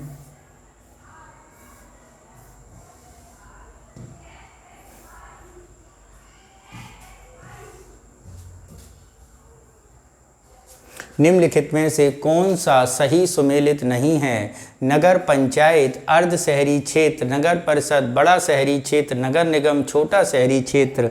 तो अगर हम यहाँ पे बात करें कौन सा सही सुमेलित नहीं है, तो बी और सी हमारे सही सुमेलित नहीं हैं। क्या बी और सी सही सुमेलित नहीं है, क्योंकि ये बड़ा क्षेत्र होगा और ये छोटा क्षेत्र होगा। यानी ऑप्शन यहाँ पे हमारा सही कौन सा होगा, डी ऑप्शन हमारा सही होगा। नेक्स्ट चलते हैं क्वेश्चन नंबर 52। भारतीय संविधान में कौन सा अनुच्छेद भारत के नियंत्रक एवं महालेखा परीक्षक से संबंधित है। ए 148, बी 324, सी 342 या डी उपरोक्त में से एक से अधिक या ई उपरोक्त में से कोई नहीं। तो यहाँ पर यदि हम बात करें कौन सी बात बिल्कुल सही है, तो ये है आपकी भारतीय अनुच्छेद के नियंत्रक एवं महालेखा परीक्षक से संबंधित आर्टिकल 148। नेक्स्ट चलते हैं क्वेश्चन नंबर 53। निम्नलिखित में से कौन सा एक संवैधानिक निकाय है। ए राष्ट्रीय अनुसूचित जाति आयोग, बी राष्ट्रीय मानवाधिकार आयोग, सी राष्ट्रीय अल्पसंख्यक आयोग या डी उपरोक्त में से एक से अधिक या ई उपरोक्त में से कोई नहीं। तो यहाँ पर यदि हम बात करें कौन सी बात बिल्कुल सही है, तो संवैधानिक निकाय है तो राष्ट्रीय अनुसूचित जाति आयोग जो है वो आपका क्या है, संवैधानिक निकाय होगा। कौन सा होगा, राष्ट्रीय अनुसूचित। किस कब बना है, आर्टिकल 238 के 338 के अंतर्गत इसे बनाया गया है, राष्ट्रीय अनुसूचित जाति आयोग। ठीक है। राष्ट्रीय मानवाधिकार अल्पसंख्यक आयोग उपरोक्त में से एक से अधिक। तो ये जो आयोग हैं ये संविधान के अनुच्छेद सांविधिक निकायों के बारे में बात करें, ये जो बनाए गए हैं ये आयोग नहीं, ये सांविधिक निकाय हैं। क्या हैं, निकाय। ठीक है। नेक्स्ट चलते हैं क्वेश्चन नंबर 54 पर। क्या कह रहा है 54, उसे समझते हैं। न्यायिक समीक्षा के सिद्धांत किस देश में सबसे पहले आया। न्यायिक समीक्षा का सिद्धांत ब्रिटेन में आया, यूएसए में आया, यूनाइटेड किंगडम में आया, उपरोक्त में से एक से अधिक। तो न्यायिक समीक्षा का सिद्धांत मित्रों आया है, हमने लिया है 20 यानी यूएसए से। नेक्स्ट चलते हैं क्वेश्चन नंबर 55। क्या कह रहा है, बम्बई उच्च न्यायालय, दमन और दीव, मद्रास उच्च न्यायालय, लक्षद्वीप, केरल उच्च न्यायालय, पुदुचेरी और कलकत्ता उच्च न्यायालय, अंडमान निकोबार द्वीप समूह। तो आपको बताना है सूची, यहाँ पे आपको सुमेलित करनी है। ठीक है। तो ज़रा देखते हैं ये सूची क्या है। यहाँ पर ये रही आपके सूची सामने, ABCD। आपको बताना है कौन सा ऑप्शन सही है। तो मित्रों यहाँ पर जो ऑप्शन सही हो रहा है उसको देखने के लिए हम लोग पीछे पुनः चलते हैं। क्या कह रहा है, बम्बई उच्च न्यायालय आपका, दमन दीव का भी है, मद्रास के अंतर्गत लक्षद्वीप भी आता है, पुदुचेरी में केरला आता है, कलकत्ता में अंडमान निकोबार आता है। यानी 1 2 3 4 हो जाएगा। तो ऑप्शन भी आपका हो जाएगा 1 3 2 4। ठीक है, 1 3 2 4। ठीक है। भारतीय संविधान में केवल दिल्ली है दिल्ली, केवल दिल्ली एक ऐसा यूनियन टेरिटरी है जिसका अपना हाई कोर्ट है, वरना सबका अलग अलग देश बगल बगल वाले राज्यों का ही अंतर्गत आता है। नेक्स्ट चलते हैं क्वेश्चन नंबर 56 पर। क्या कह रहा है 56? संविधान सभा के संचालन समिति के अध्यक्ष कौन थे? संविधान सभा की संचालन समिति के अध्यक्ष के बारे में अगर हम बात करें तो वो थे डॉक्टर राजेंद्र प्रसाद। कौन था? डॉक्टर राजेंद्र प्रसाद। नेक्स्ट चलते हैं क्वेश्चन नंबर 57। भारतीय संविधान के भाग 4 लिया गया है। भारतीय संविधान का भाग 4 ऑस्ट्रेलिया के संविधान से, सोवियत संघ से, आयरलैंड से, उपरोक्त में से एक से अधिक। तो जैसा कि हम लोग जानते हैं भारतीय संविधान के भाग 4 में क्या हैं? राज्य के नीति निर्देशक तत्व हैं। राज्य के नीति निर्देशक तत्व, नीति निर्देशक तत्व हैं। यानी कौन सा ऑप्शन सही होगा? ये ऑप्शन सही होगा आपका सी, आयरलैंड के संविधान से। नेक्स्ट चलते हैं क्वेश्चन नंबर 58। क्वेश्चन नंबर 58 देखते हैं। भारतीय संघीय व्यवस्था को किसने सौदेबाजी संघवाद कहा था? Paul Appleby, Morris Jones, Ivor Jennings, उपरोक्त में से एक से अधिक या उपरोक्त में से कोई नहीं। तो यहाँ पर यदि हम बात करें कौन से सौदेबाजी का संघवाद कहा गया है, तो भारतीय संविधान को सौदेबाजी का संघवाद जिस व्यक्ति ने कहा है या अर्धसंघीय कहा है वो है मॉरिस जोन्स। कौन है मित्रों? Morris Jones. ठीक है, ठीक है। पॉल एल्बी ने अर्धसंघीय कहा है। क्या कहा है? भारतीय संविधान को अर्धसंघीय कहा है पॉलिस एल्बी ने, पॉल एल्बी ने। ठीक है, ठीक है, सॉरी, आइवर जेनिंग्स, सॉरी थोड़ा इसमें अति संघीय, पॉल एप्पलबी ने अति संघीय कहा है। ठीक है, और आपके कौन हैं? केसी वेयर, केसी वेयर ने अर्धसंघीय कहा है। क्या कहा है? अर्धसंघीय। और एक और बचा है जो हैं आपके आइवर जेनिंग्स ने एक मजबूत केंद्रीय प्रवृत्ति वाला, मजबूत केंद्रीय प्रवृत्ति वाला संघ, मजबूत केंद्रीय प्रवृत्ति वाला संघ के रूप में कहा है मॉरिस जोन्स ने। ये आंसर ने क्या कहा है? सौदेबाजी का संघवाद। नेक्स्ट चलते हैं क्वेश्चन नंबर 59 पर और देखते हैं 59 क्या कह रहा है। 59 मित्रों कह रहा है भारत में आपातकालीन प्रावधानों के संदर्भ में निम्नलिखित कथनों पर विचार कीजिए। 1, राष्ट्रीय आपातकाल का उद्घोषणा की तिथि 2 माह के भीतर अनुमोदित की जानी चाहिए। राष्ट्रपति शासन को संसद की साधारण बहुमत से स्वीकृति मिल जाती है। वित्तीय आपातकाल एक बार में 6 माह तक जारी रहता है, तब जब तक इसे आगे ना बढ़ाया जाए। तो यहाँ पर यदि हम बात करें कौन सा स्टेटमेंट सही होगा, तो जरा पूरक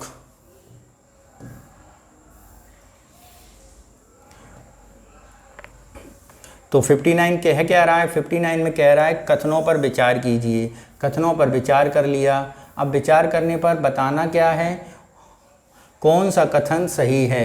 तो मित्रों यहाँ पर यदि हम बात करें कथन के बारे में, भारतीय संविधान में आपातकालीन का प्रावधान जो है वही यहाँ पर सही बताया गया है, यानी बी हमारा सही उत्तर होगा।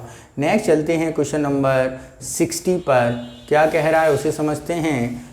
बिहार राज्य आपदा प्रबंधन अधिनियम प्रबंधन प्राधिकरण की स्थापना की गई थी। बिहार राज्य आपदा प्रबंधन प्राधिकरण की स्थापना मित्रों की गई थी 6 नवंबर 2007 को। कब की गई थी? 6 नवंबर 2007 को। ठीक है, प्रबंधन अधिनियम 2005 के अंतर्गत किया गया है। नेक्स्ट आपका आता है संविधान में कौन सा भाग राजभाषा से संबंधित है? 15वां, 16वां, 17वां या इनमें से एक से अधिक। तो यहाँ पर यदि हम बात करें भारतीय संविधान में राजभाषा से संबंधित जो भाग है वो भाग है आपका पार्ट 17। कौन सा है मित्रों? पार्ट 17। नेक्स्ट चलते हैं क्वेश्चन नंबर 62। क्या कह रहा है 62? जरा उसे समझते हैं हम लोग।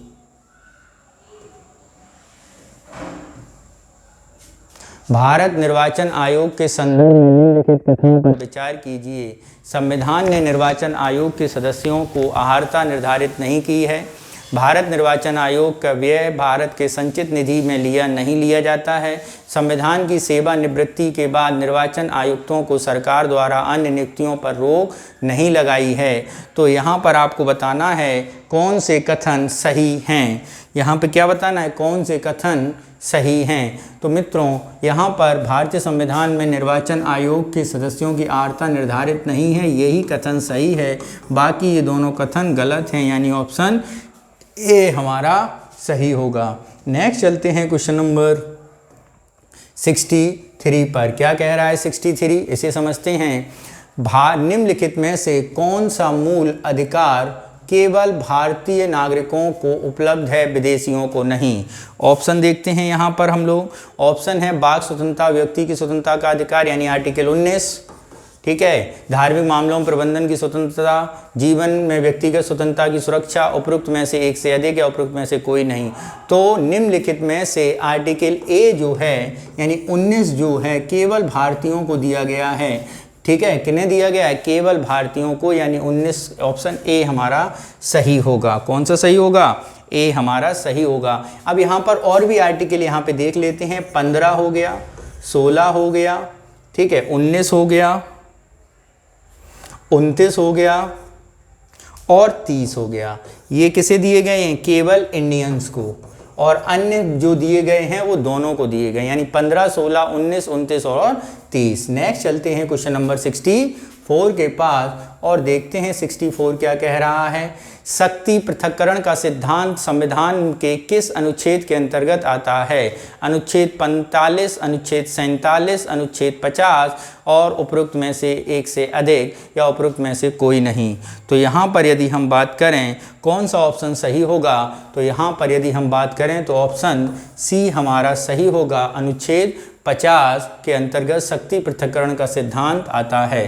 नेक्स्ट चलते हैं क्वेश्चन नंबर 65 पर। क्या है, उच्च न्यायालय का एक न्यायाधीश अपना त्यागपत्र सौंपता है। ए राष्ट्रपति को, भारत के मुख्य न्यायाधीश को, उच्च न्यायालय के मुख्य न्यायाधीश को, उपरोक्त में से एक से अधिक या उपरोक्त में से कोई नहीं, ठीक है। तो जरा देखते हैं कौन सा ऑप्शन सही होगा। तो यहाँ पे हम देखेंगे, यहाँ पर जो ऑप्शन होगा वो होगा आपका राष्ट्रपति वाला ऑप्शन सही होगा, यानी राष्ट्रपति को सौंपते हैं।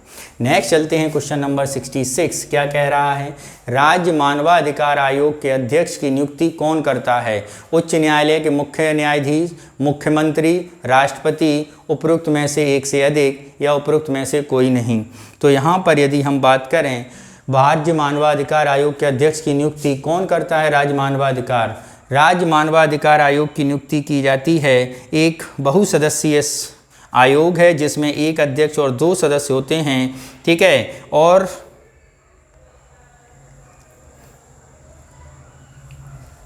राज्य मानवाधिकार आयोग के सदस्यों की नियुक्ति राज्य के राज्यपाल द्वारा की जाती है। किसके द्वारा, राज्यपाल द्वारा। और यहाँ पे राज्यपाल है नहीं है, तो ऑप्शन क्या होगा, ई हो जाएगा हमारा। नेक्स्ट चलते हैं क्वेश्चन नंबर 67। योजना आयोग की प्रतिस्थापित करके नीति आयोग की स्थापना कब की गई थी। तो नीति आयोग की स्थापना की गई थी 1 जनवरी 2015 को। कब की गई थी, 1 जनवरी 2015 को। नेक्स्ट चलते हैं क्वेश्चन नंबर 68 पर।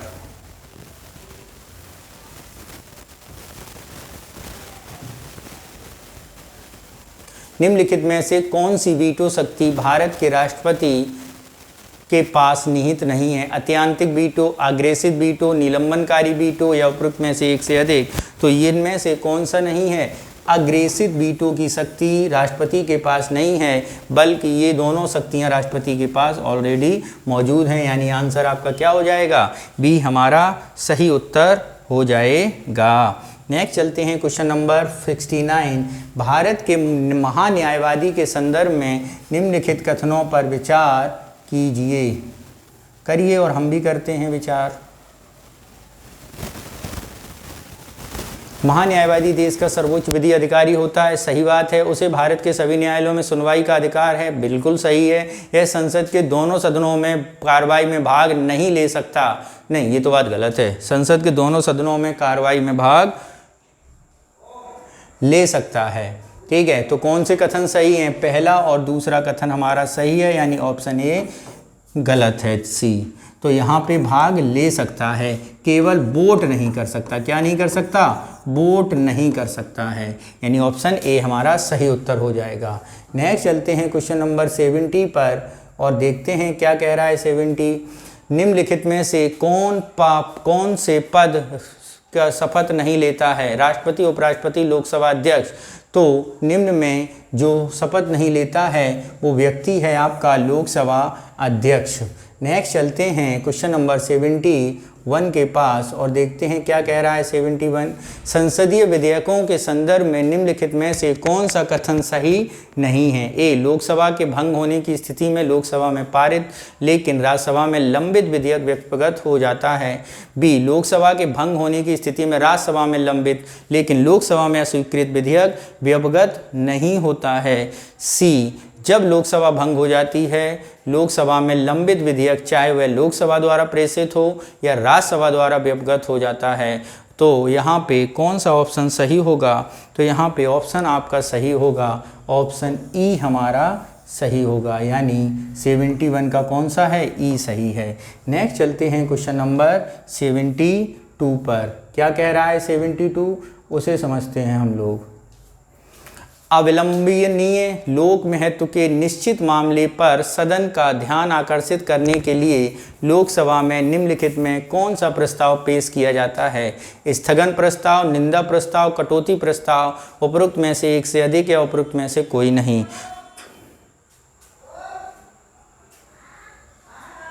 तो निम्नलिखित में से कौन सा प्रस्ताव? स्थगन प्रस्ताव प्रस्तुत किया जाता है। मामलों में सदन का ध्यान आकर्षित करने के लोकसभा कौन सा प्रस्ताव पेश करती है? स्थगित प्रस्ताव पेश करती है। नेक्स्ट चलते हैं क्वेश्चन नंबर 73 पर। संसदीय कार्रवाई के साधन के संबंध में निम्नलिखित में से कौन सा कथन सही नहीं है? देखते हैं कौन सा कथन सही नहीं है। तारांकित प्रश्नों का उत्तर मौखिक रूप से किया जा सकता है, ठीक है, कर दो, कोई दिक्कत नहीं है। अतारांकित प्रश्नों का उत्तर लिखित रूप से दिया जाता है। इसके बाद पूरक प्रश्न आ जाते हैं। अल्प सूचना प्रश्नों का उत्तर मौखिक रूप से दिया जाता है। अब आपको बताना है इनमें से कौन सा कथन सही नहीं है। तारांकित प्रश्नों का उत्तर मौखिक रूप से दिया जाता है, तत्पश्चात पूरक प्रश्नों का पालन नहीं किया जाता। ये बात क्या है? तारांकित प्रश्न तारांकन द्वारा पहचाने जाते हैं और इनका उत्तर मौखिक दिया जाता है। किस रूप से दिया जाता है? मौखिक दिया जाता है, ठीक है। और इसके बाद पूरक प्रश्न भी पूछे जा सकते हैं, यानी पहला स्टेटमेंट गलत हो जाएगा। अतारांकित प्रश्न पे आ जाइए। अतारांकित प्रश्नों का उत्तर लिखित रूप से लिया जाता है, जबकि इसके बाद पूरे प्रश्न आ सकते हैं।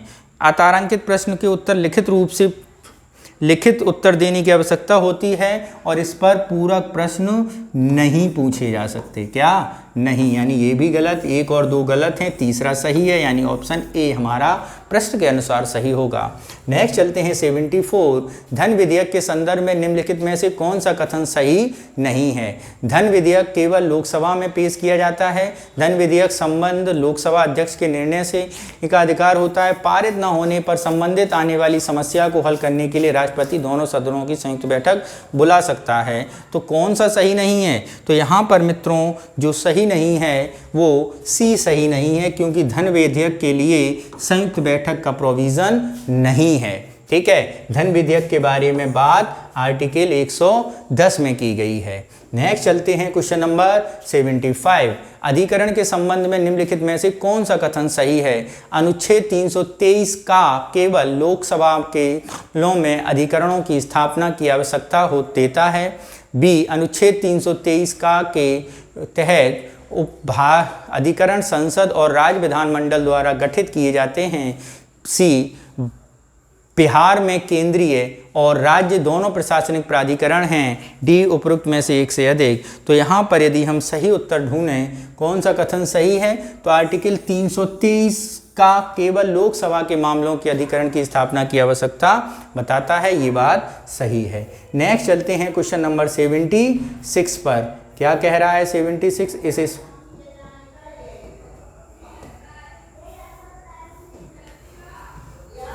किस समिति ने पंचायत राज व्यवस्था के संदर्भ में बिना जड़ की घास शब्द का प्रयोग किया है? बलवंत राय, बी के समिति, अशोक मेहता, उपरोक्त में से एक से अधिक। बिना जड़ की घास शब्द का प्रयोग किस के द्वारा किया गया है? वो की गई है GV.K. राव द्वारा। GV.K. राव द्वारा ऐसी बात की गई है और ये समिति बनी थी 1985 में। कब बनी थी? 1985 में। नेक्स्ट चलते हैं क्वेश्चन नंबर 77। वस्तु एवं सेवा कर परिषद के अध्यक्ष के रूप में कौन कार्य करता है? प्रधानमंत्री, भारत के वित्त मंत्री, राष्ट्रपति, उपरोक्त में से एक से अधिक, उपरोक्त में से कोई नहीं।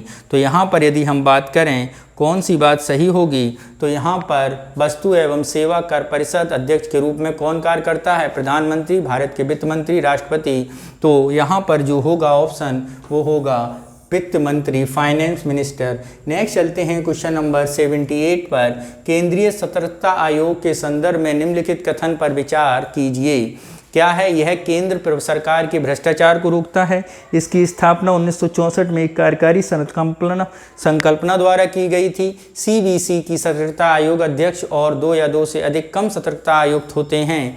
तो A केवल 3, B 1 और 2, C 1 और 2 और 3, उपरोक्त में से एक से अधिक। 78 में अगर हम बात करें तो केंद्र सरकार भ्रष्टाचार रोकता है, बिल्कुल सही है। 1964 में की गई थी इसकी स्थापना, ये भी बात बिल्कुल सही है। ठीक है। और 2003 में एक विधि द्वारा इसे सांविधिक दर्जा दिया गया था। इसे कब दिया गया था? 2020 में सांविधिक दर्जा दे दिया था। और CBC केंद्र सतर्कता आयोग अध्यक्ष कम सतर्कता आयुक्त होते हैं। ठीक है, ये बात बिल्कुल सही है। यानी ऑप्शन कौन सा सही होगा? तीनों सही हैं, तो ऑप्शन D हमारा सही होगा। ठीक है। नेक्स्ट चलते हैं क्वेश्चन नंबर 79 पर। क्या कह रहा है 79? उसे समझते हैं। निम्नलिखित में से किस संवैधानिक संशोधन अधिनियम ने मतदान की आयु 21 वर्ष से घटाकर 18 वर्ष कर दी है? किस संवैधानिक आयोग ने 21 वर्ष से घटाकर कितनी कर दी है? 18 वर्ष। जरा देखें किसने की है ऐसा। 42वां, 52वां, 61वां। तो 1988 के 61वें संविधान संशोधन के अंतर्गत क्या किया गया है? आयु 21 वर्ष से घटाकर 18 कर दी है। कब हुई थी? 1988 का। ठीक है। नेक्स्ट चलते हैं क्वेश्चन नंबर 80। भारत के संविधान के किस अनुच्छेद में राज्यों की विधानसभाओं में अनुसूचित जातियों के आरक्षण का प्रावधान किया गया है? 330, 332, 333, उपरोक्त में से एक से अधिक। तो अनुसूचित विधानसभाओं में अनुसूचित जातियों के प्रावधानों के बारे में बात की गई है, वो है आपका आर्टिकल 1। आर्टिकल कौन सा है? आर्टिकल 332 है। कौन सा है मित्रों? 332 है। कौन सा है? 332 है। यानी ऑप्शन बी हमारा सही होगा। कौन सा आर्टिकल है? 332 है। 331 में एंग्लो इंडियन की बात की गई थी। किसकी? एंग्लो इंडियन की। और 332 में SC ST की। ठीक है। नेक्स्ट चलते हैं क्वेश्चन नंबर 81 पर। क्या कह रहा है 81? इसे समझते हैं। केंद्र और राज्य के बीच विवादों के निर्णय करने के भारत के सर्वोच्च न्यायालय की शक्ति संबंधित है। परामर्श, मूल अधिकार, अपीलीय, भाई उपयुक्त में से एक से अधिक या उपयुक्त में से कोई नहीं। तो ये जो शक्ति दी गई है ये मूल क्षेत्राधिकार के अंतर्गत दी गई है, यानी बी ऑप्शन सही है। नेक्स्ट चलते हैं क्वेश्चन नंबर 82। पंचायत राज में निम्नलिखित समितियों को कालानुक्रमिक रूप से व्यवस्थित कीजिए। अशोक मेहता समिति, बलवंत राय मेहता समिति, LM सिंघवी समिति, GV.K. राव समिति। और इनमें से बताना है कौन सा कालक्रम के अनुसार बनी थी। क्रोनोलॉजी के आधार पर क्वेश्चन निर्धारित किया गया है। तो मित्रों सबसे पहले बनी थी बलवंत राय मेहता समिति। कौन सी बनी थी? बलवंत राय मेहता। कब बनी थी? 1957। फिर बनी थी अशोक मेहता समिति 1977। कब बनी थी? 1977। GV.K. मैंगलोर 1985। LM सिंघवी समिति बनी थी 1986 में। कब बनी थी? 1986 में। तो बनेगा 2143, 2143, यानी ऑप्शन कौन सा सही हो जाएगा? ऑप्शन सी हमारा सही हो जाएगा। नेक्स्ट चलते हैं क्वेश्चन नंबर 83 पर। भारत में पंचायती राज स्थापित करने वाला पहला राज्य आंध्र प्रदेश, तमिलनाडु, राजस्थान, उपरोक्त में से एक से अधिक या उपरोक्त में से कोई नहीं। तो 2 अक्टूबर 1959 में नागौर जिले में सबसे पहले, कब? 2 अक्टूबर 1959 राजस्थान के नागौर डिस्ट्रिक्ट से सबसे पहले पंचायती राज व्यवस्था शुरू हुई थी। नेक्स्ट चलते हैं क्वेश्चन नंबर 84 पर। पब्लिक इंटरेस्ट लिटिगेशन PIL देखते हैं। PIL की अवधारणा संयुक्त राज्य अमेरिका के द्वारा हुई है। सही है। जिस व्यक्ति के अधिकारों का उल्लंघन होता है वह अकेले ही न्यायालय में दायर कर सकता है। ओके। जनहित याचिका केवल सर्वोच्च न्यायालय में ही दायर की जाती है। तो आपको बताना है इनमें से कौन सा सही है। तो मित्रों, PIL की अवधारणा USA से है और व्यक्ति का उल्लंघन होता है वो नहीं, संस्था भी कर सकता है, वो व्यक्ति भी कर सकता है और एक समूह भी कर सकता है। PIL सर्वोच्च न्यायालय के अलावा हाई कोर्ट, डिस्ट्रिक्ट कोर्ट सब में जारी की जा सकती है। नेक्स्ट चलते हैं क्वेश्चन नंबर 85 पर। देखते हैं 85 क्या कह रहा है।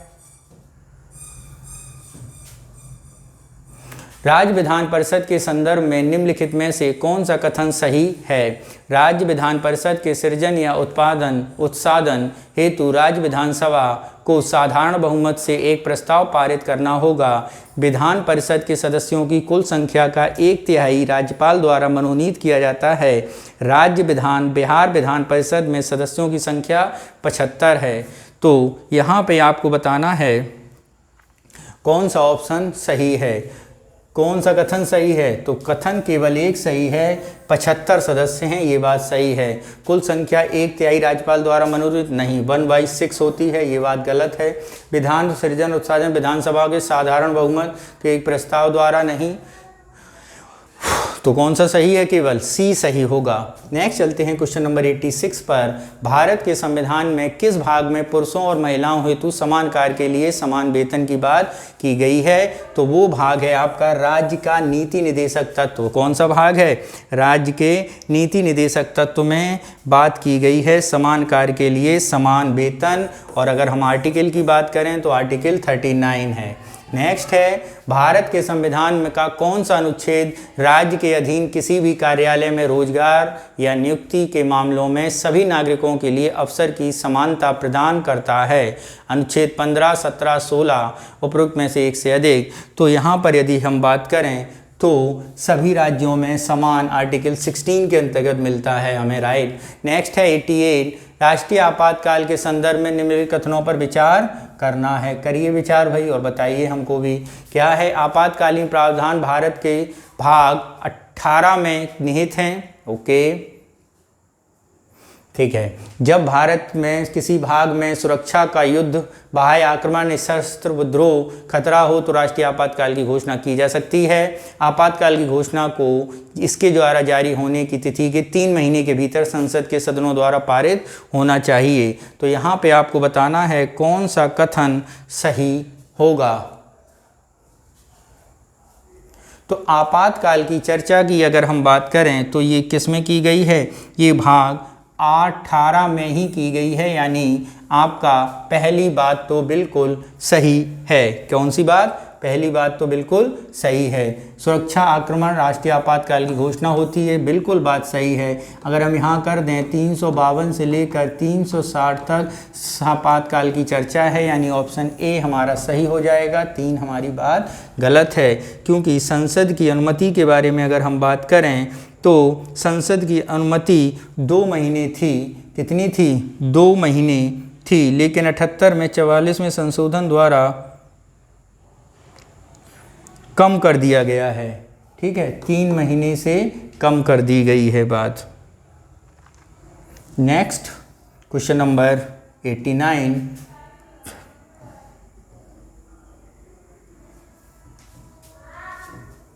वाक एवं अधिनियम अभिव्यक्ति की स्वतंत्रता के संदर्भ में निम्नलिखित कथनों पर विचार कीजिए। करिए राज्य सार्वजनिक व्यवस्था, शिष्टता या नैतिकता के आधार पर वाक और अभिव्यक्ति की स्वतंत्रता के प्रयोग युक्ति युक्त प्रतिबंध लगा सकता है। वाक अभिव्यक्ति के अंतर्गत मीडिया की समाचार प्रसारित करने का अधिकार है।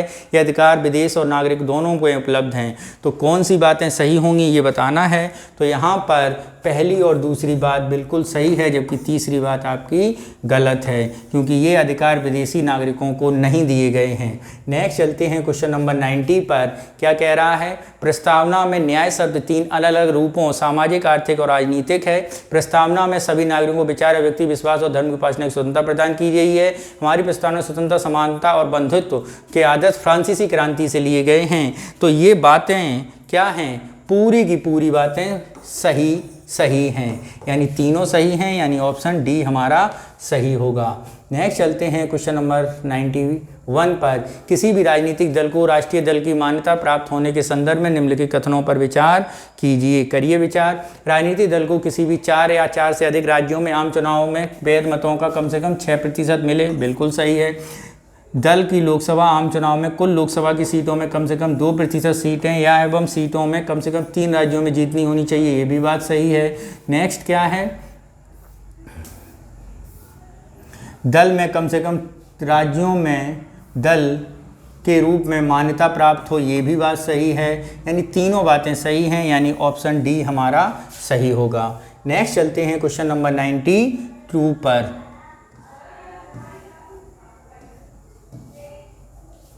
क्या कह रहा है? भारत में नागरिकता को संविधान के अंतर्गत समवर्ती सूची में सूचीबद्ध किया गया है। संसद को नागरिकता के अधिग्रहण और समाप्ति तथा संबंधित सभी विषयों में संबंध में कोई भी प्रावधान करने का अधिकार है। भारतीय नागरिकता 4 प्रकार से प्राप्त की जा सकती है।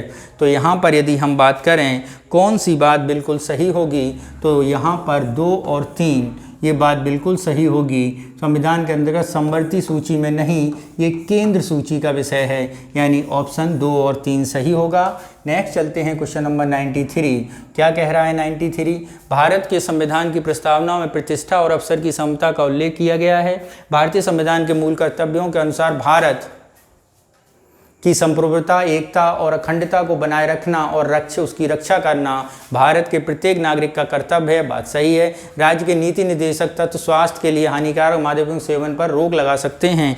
ये तीनों बातें मित्रों क्या हैं? बिल्कुल सही हैं। ये तीनों बातें क्या हैं? सही हैं। तो ऑप्शन कौन सा होगा? डी ऑप्शन हमारा सही होगा। नेक्स्ट चलते हैं 94 पर। देखते हैं 94 क्या कह रहा है।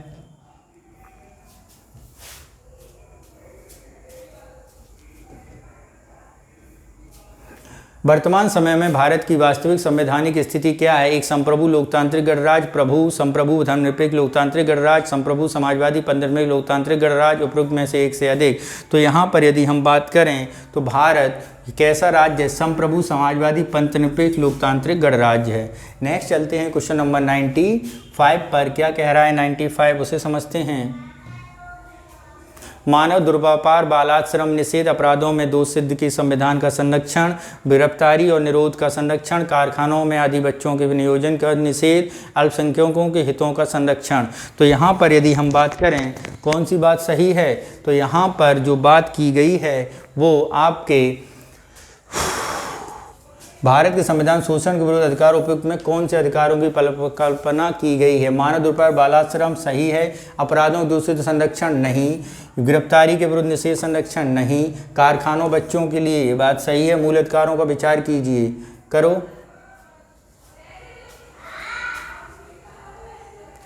कौन से अधिकारों की कल्पना की गई है? तो शोषण के विरुद्ध अधिकारों में इन अधिकारों की परिकल्पना की गई है। ठीक है, 2, 3 और 5 की ये आपके क्या हैं?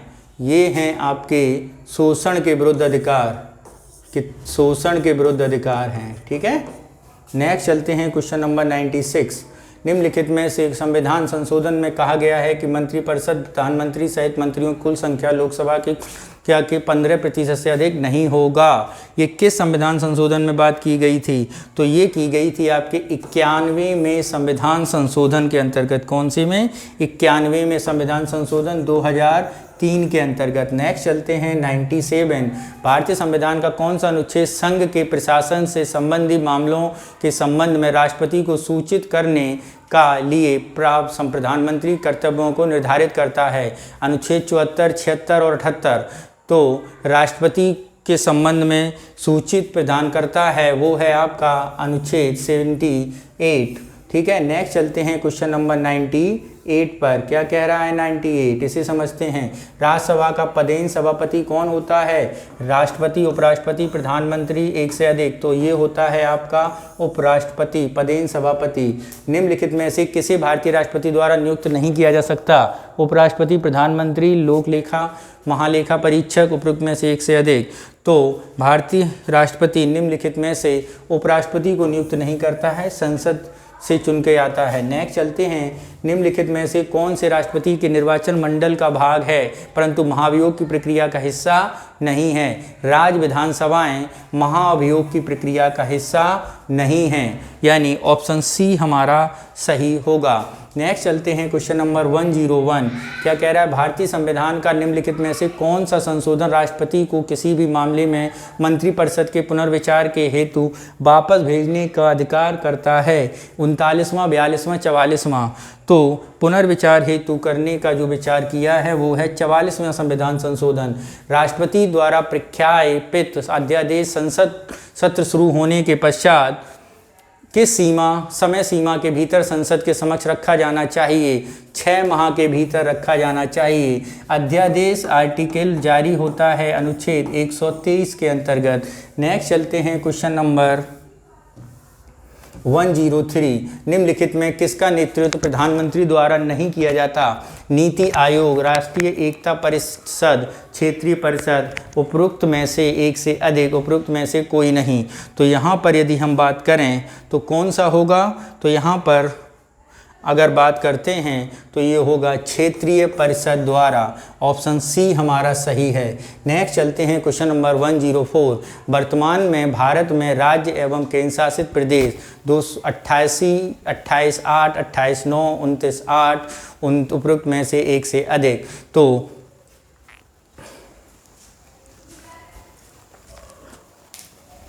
वर्तमान में संसद में भारत में कितने राज्य और केंद्र शासित प्रदेश हैं? तो भारत में वर्तमान समय में आपके 28 राज्य और 8 केंद्र शासित प्रदेश हैं। ठीक है, ऑप्शन ए हमारा सही होगा। निम्नलिखित में से कौन सा 11वीं अनुसूची में शामिल नहीं है? ग्रामीण विद्युतीकरण, विद्युत वितरण प्रणाली शामिल, सार्वजनिक वितरण प्रणाली, तकनीकी प्रशिक्षण, व्यावसायिक शिक्षा, उपरोक्त में से एक से अधिक। तो यहाँ पर यदि हम बात करें कौन सा सम्मिलित नहीं है, तो ये सारे के सारे सम्मिलित हैं, यानी नन ऑफ दीज आंसर होगा। ठीक है, नेक्स्ट चलते हैं क्वेश्चन नंबर 106। किस अधिनियम के ने प्रांतों में द्वैत शासन को समाप्त किया था? तो प्रांतों में द्वैत शासन समाप्त हुआ था मित्रों किस अधिनियम के अंतर्गत? वो अधिनियम था भारत शासन अधिनियम 1935 के अंतर्गत प्रांतों में खत्म, जबकि केंद्र में शुरू हुआ था। कितना? केंद्र में शुरू हुआ था। नेक्स्ट चलते हैं क्वेश्चन नंबर 107 पर। क्या कह रहा है? विधि के समक्ष समता ब्रिटिश अवधारणा की पर आधारित है, जबकि विधि के समाज संरक्षण की अवधारणा अमेरिका के संविधान से ली गई है। ठीक है, संविधि का शासन किसी संशोधन द्वारा स्पष्ट नहीं किया जा सकता। संविधान के अनुच्छेद 14 विधि द्वारा स्थापित प्रक्रिया का स्पष्ट उल्लेख किया गया है। तो यहाँ पर अगर हम ऑप्शन देखें क्या कहा गया है ऑप्शन में, फिर उसके बाद उपरोक्त कथनों में से कौन से सही हैं, 1 और 2। तो मित्रों यहाँ पर यदि हम बात करें, जो कथन नंबर 3 बोला गया है, सर्वोच्च न्यायालय ने माना कि अनुच्छेद 14 में सन्निहित विधि का शासन संविधान की मूल विशेषता है, इसलिए इसे संशोधन द्वारा भी नष्ट नहीं किया जा सकता। तो 2 सही है। ठीक है, और जबकि तीसरे में जो बात की गई है व्यक्ति और प्राणदेहिक स्वतंत्रता विधि द्वारा स्थापित की जाएगी, वो 14 में नहीं की गई है, 21 में की गई, यानी आर्टिकल वो स्टेटमेंट पहला और दूसरा सही है। भारत के निम्नलिखित राष्ट्रपतियों में कौन सा बिहार के राज्यपाल थे? तो बिहार के राज्यपाल जो व्यक्ति था वो थे डॉक्टर जाकिर हुसैन। कौन था? डॉक्टर जाकिर हुसैन। नेक्स्ट चलते हैं क्वेश्चन नंबर 109। लोकसभा की सदस्य संख्या के संबंध में उसकी गणपूर्ति क्या है? उसकी गणपूर्ति है आपकी 1/10। कितनी है मित्रों? 1/10। नेक्स्ट चलते हैं क्वेश्चन नंबर 110। किस संविधान संशोधन ने केंद्र शासित प्रदेश को दिल्ली को विशेष राज्य का दर्जा प्रदान किया है? तो विशेष राज्य का दर्जा प्रदान किया गया है 1991 में हुआ 69वें संविधान संशोधन द्वारा। नेक्स्ट चलते हैं क्वेश्चन नंबर 111, निम्नलिखित में से कौन सा 73वें संविधान संशोधन अधिनियम का अनिवार्य प्रावधान है? किसी गांव में ग्राम सभा का गठन, पंचायतों के अध्यक्ष पद के लिए प्रत्यक्ष चुनाव, पंचायतों को वित्तीय अधिकार प्रदान करना, उपरोक्त में से एक से अधिक या उपरोक्त में से कोई नहीं। तो यहाँ पर अगर हम बात करें तो ये कौन सा होगा? तो ये होगा उपरोक्त में से एक से अधिक सही हैं, क्योंकि ये तीनों बातें सही हैं। नेक्स्ट चलते हैं क्वेश्चन नंबर 112 पर। निम्नलिखित में से कौन सी भारतीय परिषद अधिनियम 1909 की विशेषता नहीं है? जरा देखें। पहली है, विधान परिषद के सदस्यों को पूरक प्रश्न पूछने की अनुमति प्रदान की गई 1909 में। ठीक है। मुस्लिमों को लिए सांप्रदायिक प्रतिनिधित्व की व्यवस्था की गई 1909 में। इसमें बम्बई और प्रेसिडेंस की विधायी शक्तियाँ बहाल किया गया, नहीं, विधायी शक्तियाँ कम की गई थीं। ये दोनों बातें तो सही हैं, और सी हमारी बात सही नहीं है, यही हमारा आंसर होगा। नेक्स्ट चलते हैं क्वेश्चन नंबर 113। क्या है? न्यायिक समीक्षा के संबंध में निम्नलिखित कथनों पर विचार कीजिए। करिए विचार। क्या कह रहा है? केंद्र और राज्य दोनों सरकारों में विधायी अधिनियम कार्यपालिका के आदेशों में संवैधानिक की जांच और करना न्यायपालिका की शक्ति है। यह भारतीय संविधान की बुनियादी विशेषता है, बुनियादी ढांचे की स्पष्ट परिभाषित करता है। तो यहाँ पर पहला और दूसरा कथन सही है, तीसरा गलत है, यानी ऑप्शन ए हमारा सही होगा। नेक्स्ट चलते हैं क्वेश्चन नंबर 114। भारत में सामुदायिक विकास कार्यक्रम कब प्रारंभ हुआ? भारत में सामुदायिक विकास कार्यक्रम 2 अक्टूबर 1951, 2 अक्टूबर 1952 को प्रारंभ किया गया था, CDP। ठीक है। नेक्स्ट चलते हैं क्वेश्चन नंबर 115। निम्नलिखित में से कौन सा सही सुमेलित नहीं है? 243 से ग्राम सभा, 243 आई वित्तीय समितियों समीक्षा आयोग का गठन, के पंचायत के खातों का लेखा परीक्षण। कौन सा सही है? 115 में अगर हम बात करें कौन सा सही नहीं है, तो 243 के में पंचायत के खातों का परीक्षण नहीं, पंचायत में चुनाव की बात की गई है। किसकी? चुनाव की बात की गई है।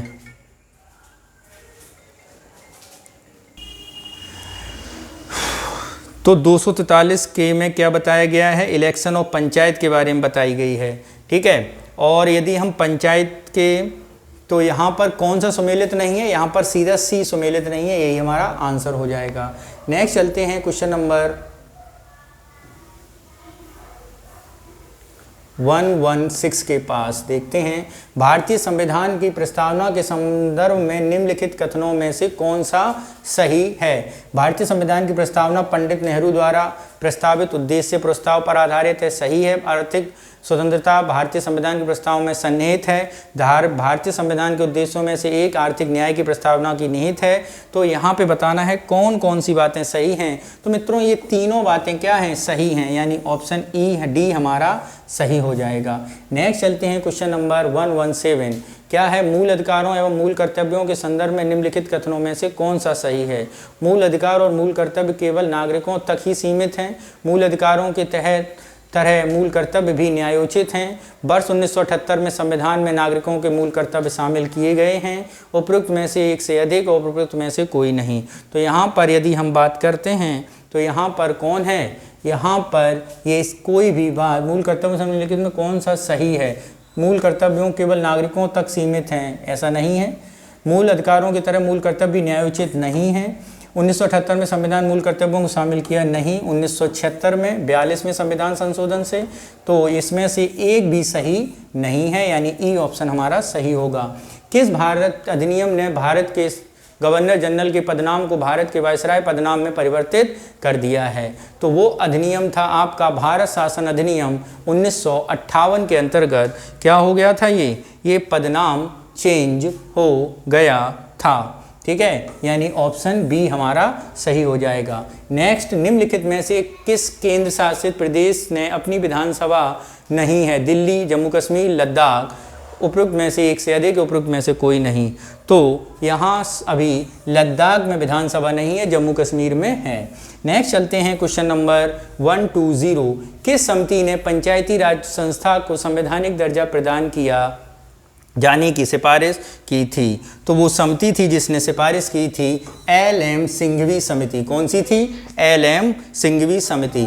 बिहार में ऑपरेशन प्रहार शुरू किया गया शराब की अवैध बिक्री पर, नागरिकों को यातायात पर जागरूकता, रसायन मुक्त व्यवहार आहार सेवन के लिए और एक से अधिक। तो यहाँ पर यदि हम बात करें ऑपरेशन प्रहार शराब की अवैध बिक्री के लिए शुरू किया गया। नेक्स्ट, बिहार सरकार की BFIQR ऐप बी फिकर का उद्देश्य क्या है? जल संसाधन, महिलाओं की सुरक्षा। ठीक है, तो यहाँ पर सरकारी योजनाओं में सिंगल वेब पोर्टल, तो ये है आपका बी फिकर जल प्रबंधन के लिए।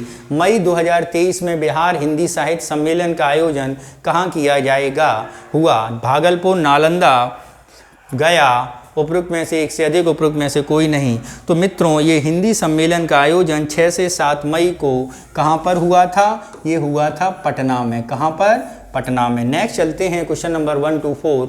पटना मेट्रो का पहला कॉरिडोर के बीच सम्मिलित होगा। पटना मेट्रो का पहला Danapur, Khainichak, Patna junction, new ISBT, AIIMS और जयप्रकाश नारायण। तो ये है आपका दानापुर टू खैनीचक। नेक्स्ट है आपका बिहार सरकार ने कक्षा 9 से 12 के छात्रों के लिए किस ऑनलाइन ट्यूशन ऐप की साझेदारी की है? खान अकादमी, फिलो, बायजूस। तो वो कौन सा है ऐप? तो वो मित्रों ऐप है आपका फिलो। कौन सा ऐप है? फिलो ऐप है। ठीक है, नेक्स्ट चलते हैं क्वेश्चन नंबर 1 to 6 पर। क्या कह रहा है 1 to 6?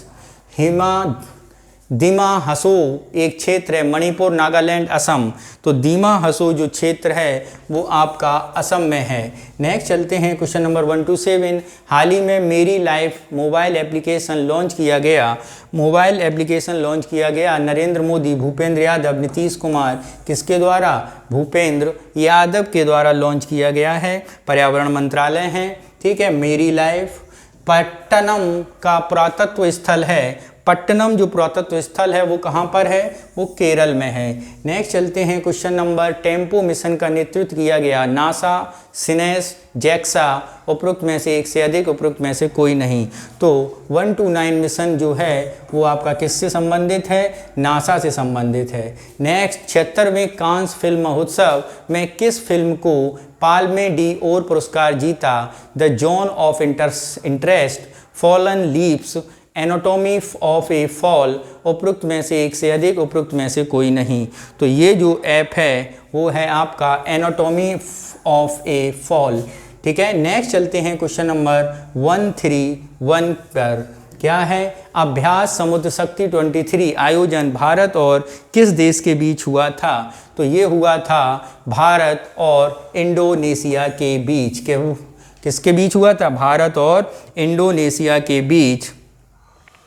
ठीक है, ये नौसैनिक अभ्यास है। कौन सा है? नौसैनिक अभ्यास।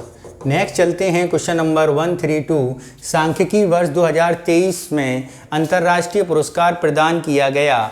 किसे? A.M. मथाई, C.R. राव, प्रणव के सेन। उपरोक्त में से एक से अधिक या उपरोक्त में से कोई नहीं। तो अंतर्राष्ट्रीय सांख्यिकी पुरस्कार दिया गया C.R.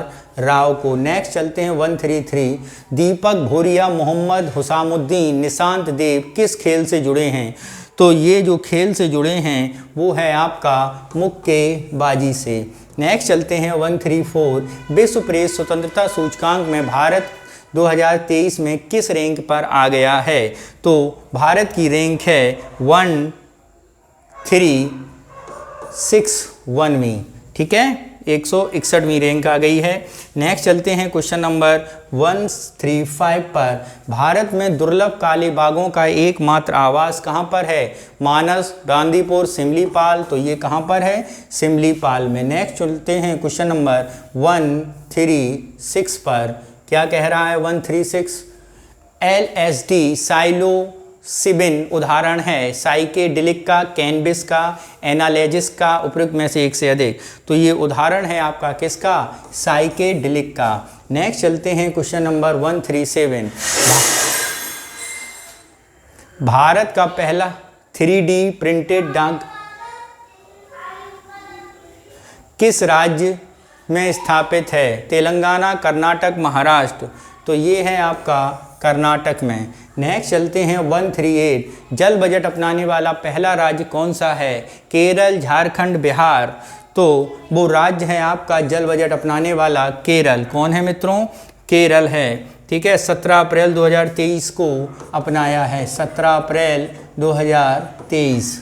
नेक्स्ट चलते हैं क्वेश्चन नंबर, सूर्यांशु है एक लघु उपग्रह। सूर्यांशु जो है एक सौर ऊर्जा संचालित नौका है। क्या है? सौर ऊर्जा संचालित नौका।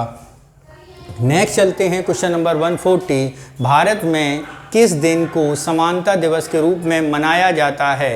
ए 14 अप्रैल, 28 मई, 16 सितंबर। ठीक है, तो यहाँ पर यदि हम बात करें, भारत में समानता दिवस अपनाया जाता है डॉक्टर BR अम्बेडकर के जन्म दिवस के रूप में 14 अप्रैल को। नेक्स्ट चलते हैं क्वेश्चन नंबर 141 पर। क्या कह रहा है? बिहार का सबसे बड़ा बेवरेज बॉटलिंग प्लांट स्थापित किया गया बेगूसराय, कटिहार, पूर्णिया। तो ये शुरू किया गया है कहाँ पर? बेगूसराय में। नेक्स्ट चलते हैं क्वेश्चन नंबर 142, बिहार के निम्नलिखित में से किस संस्था को परम सुपर कंप्यूटर मिलने जा रहा है? परम सुपर कंप्यूटर बिहार की भारतीय प्रौद्योगिकी संस्थान पटना को, NIT को मिलने जा रहा है।